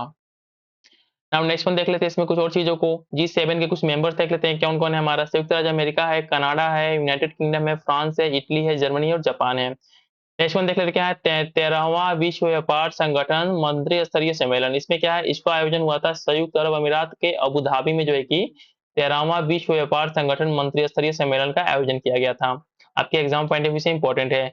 इसमें क्या है? यह था कि डब्ल्यूटीओ के 13वें अंतर्राष्ट्रीय सम्मेलन के रूप में भागीदार देशों के मंत्रियों ने दो अल्प विकसित राष्ट्रों यथा कोमोरोस तथा तिमोर लिस्टों के लिए विश्व व्यापार संगठन की सदस्यता को मंजूरी प्रदान की। तो डब्ल्यूटीओ के जो नए मेंबर होंगे कौन कौन होंगे? कोमोरोस होगा, और साथ ही साथ में तिमोर लिस्टे जो है कि हमारे जो है कि डब्ल्यूटीओ के न्यू मेंबर्स होंगे। अब नेक्स्ट वन देख लेते हैं हमारा, क्या? सीएमएस कोप 15। इसका फुल फॉर्म क्या होता है? सीएमएस का फुल फॉर्म क्या होता है? ये इसका जो फुल फॉर्म होता है क्या होता है, इसको यहाँ से देख लेते हैं, ठीक है। माइग्रेटरी स्पीशीज, ठीक है, कन्वेंशन ऑन माइग्रेटरी स्पीशीज, ठीक है, इसका फुल फॉर्म होता है। यहाँ पे 2024 के मध्य उज्बेकिस्तान के समरकंद में इसका आयोजन किया गया था, ठीक है। उज्बेकिस्तान में एक जगह है समरकंद, जहाँ पे हमारा सीएमएस कोप 15 का आयोजन किया गया था। इसमें क्या था? सीएमएस कोप 14 के आयोजन प्रकृति की कोई सीमा नहीं नामक स्लोगन के अंतर्गत किया गया। इसमें और चीजों को कुछ देख लेते हैं, क्या है हमारा कि प्रवासी प्रजातियों के संरक्षण पर अधिनियम, क्या है? Convention on the conservation of the migratory species of wild animal, जिसका सीएमएस होता है इसका शॉर्ट फॉर्म। यह अभी समय वर्ष 1979 में हस्ताक्षरित हुआ था तथा वर्ष 1983 में लागू हुआ। अब नेक्स्ट वन देख लेते हैं, इसमें क्या है कि 19वां एनएएम शिखर सम्मेलन, इसको देख लेते हैं कि 19वां जो हमारा नॉन अलाइंग मूवमेंट का शिखर सम्मेलन हुआ था, कहाँ पे हुआ था? ये हुआ था कंपाला युगांडा में। गुटनिरपेक्ष आंदोलन के राष्ट्राध्यक्षों और शासनाध्यक्षों के 19वें शिखर सम्मेलन का आयोजन किया गया था। इसमें क्या था? इस शिखर सम्मेलन की अध्यक्षता युगांडा के राष्ट्रपति योवेरी कगुटा मुसेवेनी द्वारा किया गया। साथ ही में क्या है? इस शिखर सम्मेलन का केंद्रीय विषय क्या था? साझा वैश्विक समृद्धि के लिए सहयोग बढ़ाना, deepening cooperation for the share global influence. अब नेक्स्ट वन देख लेते हैं, इसमें क्या है कि कोप 28 देख लेते हैं, क्या है? संयुक्त राष्ट्र जलवायु परिवर्तन शिखर सम्मेलन 2023। इसका आयोजन कहाँ पे किया गया था? कोप 28 का आयोजन किया गया था दुबई में, संयुक्त अरब अमीरात में। जबकि संयुक्त राष्ट्र जलवायु परिवर्तन शिखर सम्मेलन United nation climate change conference का आयोजन दुबई संयुक्त अरब अमीरात का, जो कि यूएई का दुबई शहर है, वहां पे इसका आयोजन किया गया था। नेक्स्ट में इसमें क्या है कि कोप 28 ऐतिहासिक रहा, क्योंकि इस सम्मेलन में पेरिस समझौते के तहत जलवायु परिवर्तन को संबोधित करने के लिए वैश्विक प्रयासों के प्रथम वैश्विक स्टॉक टेक पर सहमति बनी। साथ ही साथ इसमें क्या है? नेक्स्ट इसमें क्या है कि कोप 28 के दौरान प्रधानमंत्री नरेंद्र मोदी ने ग्रीन क्रेडिट पहल की शुभारंभ किया है। इंडिया की तरफ से जो कि कोप 28 में प्रधानमंत्री नरेंद्र मोदी जी ने क्या ग्रीन क्रेडिट पहल की शुरुआत की। यह क्या है? यह पर्यावरण के लिए जीवन शैली लाइफ स्टाइल फॉर एनवायरमेंट अभियान के तहत भारत सरकार की एक पहल है। नेक्स्ट इसमें क्या है? ग्लोबल रिवर सिटीज एलियंस को जल शक्ति मंत्रालय द्वारा राष्ट्रीय स्वच्छ गंगा मिशन के नेतृत्व में कोप 28 के दौरान लॉन्च किया गया। अब नेक्स्ट वन इसमें देख लेते हैं, नेक्स्ट वन इसमें क्या है कि 16 नवंबर 2023 को संयुक्त अरब अमीरात द्वारा कोप 28 से पूर्व विश्व के सबसे बड़े एकल साइट और ऊर्जा संयंत्र Al Dhafra solar photovoltaic independent power project का उद्घाटन किया गया। साथ ही में क्या है, कोप 29 का आयोजन कहाँ पे होगा, अजरबैजान में किया जाएगा। ठीक है, अजरबैजान में जो कि कोप 29 का आयोजन किया जाएगा। जबकि कोप 30 का आयोजन कहाँ पे होगा, ब्राजील में इसका आयोजन किया जाएगा। नेक्स्ट वन देख लेते हैं हमारा क्या है, जीपीएआई शिखर सम्मेलन। ठीक है, जीपीएआई शिखर सम्मेलन 2023 को देख लेते हैं, जिसका आयोजन जो कि नई दिल्ली में किया गया था। इसमें क्या है, जीपीआई का फुल फॉर्म क्या है, global partnership on artificial intelligence. Now next one देख लेते हैं हमारे क्या है इसमें, कोप 5 को देख लेते हैं, क्या है, मिनी माता अभिसमय पर 5वीं बैठक। कहाँ पे, इसका जेनेवा स्विट्जरलैंड में इसका आयोजन किया गया था। इसमें क्या था, इस बैठक में COP 5 fifth meeting of the conference of the parties to the Minamata convention on mercury, इसका आयोजन जो है कि जेनेवा स्विट्जरलैंड में किया गया था। और इसमें क्या है, कुछ इंपॉर्टेंट, मिनीमाता कन्वेंशन कोप 6 के पक्षकारों के सम्मेलन की अगली बैठक कहाँ पे, चिली में किया जाएगा। कोप 5 का आयोजन जो है कहाँ पे किया गया था, इसका आयोजन किया गया था हमारा जेनेवा स्विट्जरलैंड में। साथ ही साथ में जो कोप 6 का आयोजन होगा कहाँ पे, चिली में इसका आयोजन किया जाएगा। नेक्स्ट वन देख लेते हैं क्या है, प्रथम वैश्विक एआई सुरक्षा शिखर सम्मेलन कहाँ पे, यूके के ब्लेचल पार्क में जो है कि प्रथम वैश्विक एआई सुरक्षा शिखर सम्मेलन का आयोजन किया गया था यूके के ब्लेचल पार्क में। ठीक है, बहुत इंपॉर्टेंट है कि first global artificial intelligence safety summit का आयोजन कहाँ पे, यूके के ब्लेचल पार्क में किया गया। ठीक है, इसको साथ ही साथ में अगर ब्लेचल पार्क में किया गया तो इसको कैसे इसको अनाउंस किया गया, इस शिखर सम्मेलन में ब्लेचल घोषणा पत्र पर हस्ताक्षर किया गया। ठीक है, क्योंकि वहां पे ब्लेचल पार्क में ये कंडक्ट हुआ था। कुछ और इंपॉर्टेंट चीजों को इसमें देख लेते हैं, क्या है, इस शिखर सम्मेलन के दौरान 2 नवंबर 2023 को यूके में विश्व के प्रथम एआई सुरक्षा संस्थान world first AI safety institute को लॉन्च किया गया। नेक्स्ट वन इसमें क्या है, थ्री बेसिन समिट या ब्राजविला समिट। नेक्स्ट वन इसमें क्या है कि थ्री बेसिन समिट या ब्राजविला समिट को देख लेते हैं, कहाँ पे, कांगो गणराज्य की राजधानी ब्राजविला के मध्य थ्री बेसिन शिखर सम्मेलन के दूसरे संस्करण का आयोजन किया गया। इसमें क्या है, एक अस्थायी भविष्य के लिए सामूहिक प्रतिबद्धता, एक collective commitment for a sustainable future के केंद्र विषय पर आधारित इस शिखर सम्मेलन की अध्यक्षता कांगो गणराज्य के राष्ट्रपति डेनिस ससो नगेशो द्वारा की गई। इसमें क्या था, थ्री बेसिन की जब बात करते हैं तो क्या होता है, यह कर्क रेखा और मकर रेखा के बीच अवस्थित अमेजन बेसिन, कांगो बेसिन, साथ ही साथ में क्या है, बोर्निया मेकांग दक्षिण पूर्व एशिया बेसिन की बेसिन को क्या है, थ्री बेसिन के शामिल किया गया है। नाउ नेक्स्ट वन देख लेते हैं हमारा G77 शिखर सम्मेलन को देख लेते हैं। इसमें क्या है, G77 शिखर सम्मेलन में इसका आयोजन कहाँ पे किया गया था, हवाना क्यूबा में इसका आयोजन किया गया था। इसका नाम क्या है, G77 शिखर सम्मेलन। इस शिखर सम्मेलन का केंद्रीय विषय क्या था, थीम क्या था, वर्तमान विकास चुनौतियां, विज्ञान प्रौद्योगिकी और नवाचार की भूमिका, current development challenges, the role of the science technology innovation. इस शिखर सम्मेलन का समापन हवाना घोषणा पत्र को अंकित किया गया। डेट मीन्स की जो हवाना घोषणा पत्र किससे संबंधित है, हमारा ये संबंधित है G77 शिखर सम्मेलन से। और साथ ही साथ में इसका आयोजन कहाँ पे किया गया था, हवाना क्यूबा में इसका आयोजन किया गया था। नेक्स्ट देख लेते हैं, ज्ञातव्य है कि G77 संयुक्त राष्ट्र में विकासशील देशों का सबसे बड़ा अंतर सरकारी गठन है। और साथ ही साथ में भारत क्या है, हमारा G77 का एक सदस्य है। नेक्स्ट वन देख लेते हैं, 18वां G20 शिखर सम्मेलन 2023। इसमें क्या है, यह भारत द्वारा आयोजित किया गया प्रथम G20 शिखर सम्मेलन था। इसमें क्या था, भारत G20 अध्यक्षता के तहत भारत के 60 शहरों में लगभग 200 बैठकें आयोजित की गई। इसमें क्या था कि G20 शिखर सम्मेलन 2023 से एवं संबंधित आयोजनों हेतु भारत ने अमिताभ कांत को G20 शेरपा एवं हर्षवर्धन श्रृंगाल को मुख्य समन्वयक जो कि चीफ कोऑर्डिनेटर नियुक्त किया था। भारत ने अपने G20 की अध्यक्षता के दौरान अतिथि देशों, गेस्ट के रूप में बांग्लादेश को, साथ ही में मिस्र को, मॉरिशस को, नीदरलैंड को, नाइजीरिया को, ओमान को, सिंगापुर को, स्पेन को और यूएई को आमंत्रित किया था। अफ्रीकी संघ G20 का अस्थायी सदस्य बनाया गया इसी सम्मेलन में। और कुछ इंपॉर्टेंट चीजों को देख लेते हैं, क्या है, वैश्विक जैव ईंधन गठबंधन का शुभारंभ किया गया G20 में ही। इसमें क्या था, GBA ग्लोबल बायोफ्यूल एलियांस का शुभारंभ किया गया हमारा G20 शिखर सम्मेलन में, जिसका आयोजन इंडिया में किया गया था। वैश्विक जैव ईंधन गठबंधन G20 के अध्यक्षत्व के रूप में भारत की एक पहल है। नेक्स्ट क्या है, इसमें भारत मध्य पूर्व यूरोप आर्थिक गलियारा की जो की नींव रखी गई इसी सम्मेलन में। इसका इंग्लिश में नाम क्या है, IMAC, India middle east Europe economic corridor. इसमें नेक्स्ट वन देख लेते क्या है, IMAC एशिया अरब की खाड़ी और यूरोप के मध्य विस्तारित कनेक्टिविटी के एवं आर्थिक एकीकरण के माध्यम से आर्थिक विकास को प्रोत्साहित करेगा। नेक्स्ट वन इसमें क्या है, 18वें G20 शिखर सम्मेलन के समापन के अवसर पर प्रधानमंत्री नरेंद्र मोदी ने ब्राजील के राष्ट्रपति लुई इनासियो लुला डी सिल्वा को अध्यक्षता कर गेवल सौंप दिया। मतलब कि नेक्स्ट हमारा जो G20 का शिखर सम्मेलन होगा कहाँ पे, हमारा ब्राजील में आयोजित होगा। भारत की G20 अध्यक्षता की कुछ मुख्य बातों को देख लेते हैं। यहाँ पे क्या है, भारत G20 की अध्यक्षता का जो शीर्षक था क्या था, वसुधैव कुटुंबकम या एक पृथ्वी एक कुटुंब एक भविष्य, one earth one family one future के केंद्र विषय पर आधारित थी। यह जो है कि महा उपनिषद से इस वर्ड को लिया गया है। अब जो है कि कुछ अंतर्राष्ट्रीय निर्वाचन को देख लेते हैं। डी सेक्शन में क्या हमारा कुछ अंतर्राष्ट्रीय निर्वाचन को देख लेते हैं जो आपके एग्जाम पॉइंट ऑफ व्यू से इंपॉर्टेंट है। तो कीर स्टामर को क्या हमारा यूके के नव निर्वाचित जो है कि हमारे प्रधानमंत्री है जिनका संबंध किससे, लेबर पार्टी से है। फिर से मैं रिपीट करता हूं क्योंकि आपके एग्जाम पॉइंट ऑफ व्यू से इंपॉर्टेंट है कि कीर स्टामर यूके के नव निर्वाचित प्रधानमंत्री है जिनका संबंध किससे, हमारे जिनका संबंध हमारे लेबर पार्टी से है। इन्होंने 650 सीटों में से 411 सीटों पर दर्ज की, बहुत ही ह्यूज विक्ट्री थी। नेक्स्ट वन देखिए क्या है, मसूद पेजेशकियन ईरान के नए जो है कि नवनिर्वाचित राष्ट्रपति है। इनका नाम क्या है, मसूद पेजेशकियन जो है कि ईरान के क्या हमारे नवनिर्वाचित राष्ट्रपति हैं, क्योंकि वहां के राष्ट्रपति का जो है कि हेलीकॉप्टर दुर्घटना में डेथ हो गया था। इसमें देख लेते हैं क्या है, ज्ञातव्य है कि 19 मई 2024 को हेलीकॉप्टर दुर्घटना में ईरान के राष्ट्रपति इब्राहिम रईसी, किनका, इनका नाम क्या है, इब्राहिम रईसी का, और साथ ही साथ में विदेश मंत्री हुसैन अमीर अब्दुल्लाहियान की दुखद मृत्यु हो गई थी।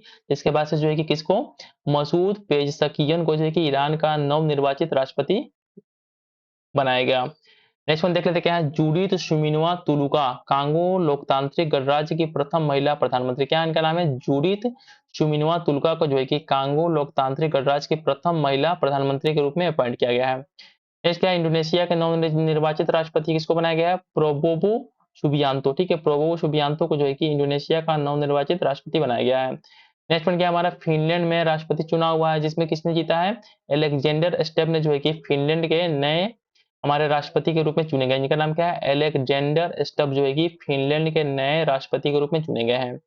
नेक्स्ट क्या है, पोलैंड के नए प्रधानमंत्री कौन बने हैं हमारे, सत्तारूढ़ लॉ एंड जस्टिस पार्टी के नेतृत्व वाले गठबंधन को इस चुनाव में पराजय का सामना करना पड़ा। साथ ही साथ में क्या है, डोनाल्ड टस्क। ठीक है, डोनाल्ड टस्क को जो है कि पोलैंड का नया जो है कि प्रधानमंत्री अपॉइंट किया गया है। बहुत इंपॉर्टेंट है आपके एग्जाम पॉइंट ऑफ व्यू से। फिर से मैं रिपीट करता हूँ, ये पोलैंड के नए प्रधानमंत्री के रूप में किसका चयन किया गया है, डोनाल्ड टस्क को।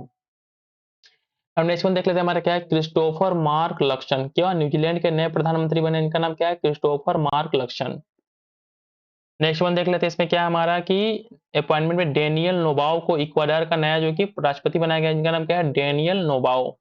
अब हम कुछ चीजों को देख लेते हैं, अंतर्राष्ट्रीय आपदाएं देख लेते हैं जो भी हमारे जो है कि 23-24 में आए, एग्जाम पॉइंट ऑफ व्यू से इंपॉर्टेंट है। तो सुपर टाइफून यागी, ठीक है, इसका संबंध क्या है, एक तरीके का ट्रॉपिकल साइक्लोन है।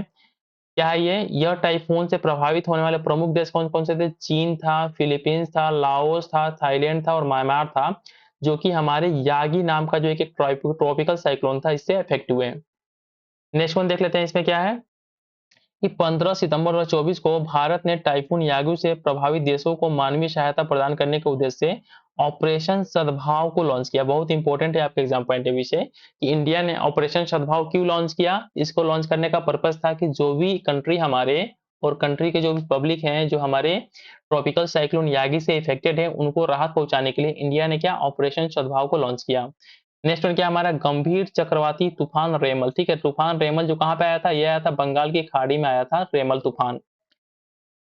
इस तरीके से हमने जो है ना जो भी हमारा राष्ट्रीय, ठीक है, राष्ट्रीय परिदृश्य था, ठीक है, सॉरी अंतरराष्ट्रीय परिदृश्य मतलब इंटरनेशनल करंट अफेयर हमारा जो भी था, ई दृष्टि की जो बुक है घटना चक्र की, इससे हमने उसको कंप्लीट कर लिया। नाउ नेक्स्ट हमारा क्या एम है, नेक्स्ट हम जो है कि आर्थिक परिदृश्य को देखेंगे कि इसमें क्या क्या हमारे एग्जाम पॉइंट ऑफ व्यू से इंपॉर्टेंट चीजें हैं जो हमारे पेपर के परस्पेक्टिव से इंपॉर्टेंट है, साथ ही साथ में यूपीपीसीएस और बीपीएससी के दोनों के इंपॉर्टेंट हो एग्जाम पॉइंट ऑफ व्यू से। तो इस वीडियो को अंत करने से पहले मैं आप सभी से फिर से रिक्वेस्ट करता हूं कि प्लीज आप लोग वीडियो को लाइक और साथ ही साथ में चैनल को सब्सक्राइब जरूर कर लीजिएगा। मिलते हैं नेक्स्ट वीडियो में जिसमें जो है कि हम जो है कि इकोनॉमिक सिनेरियो को देखेंगे। Thanks for watching.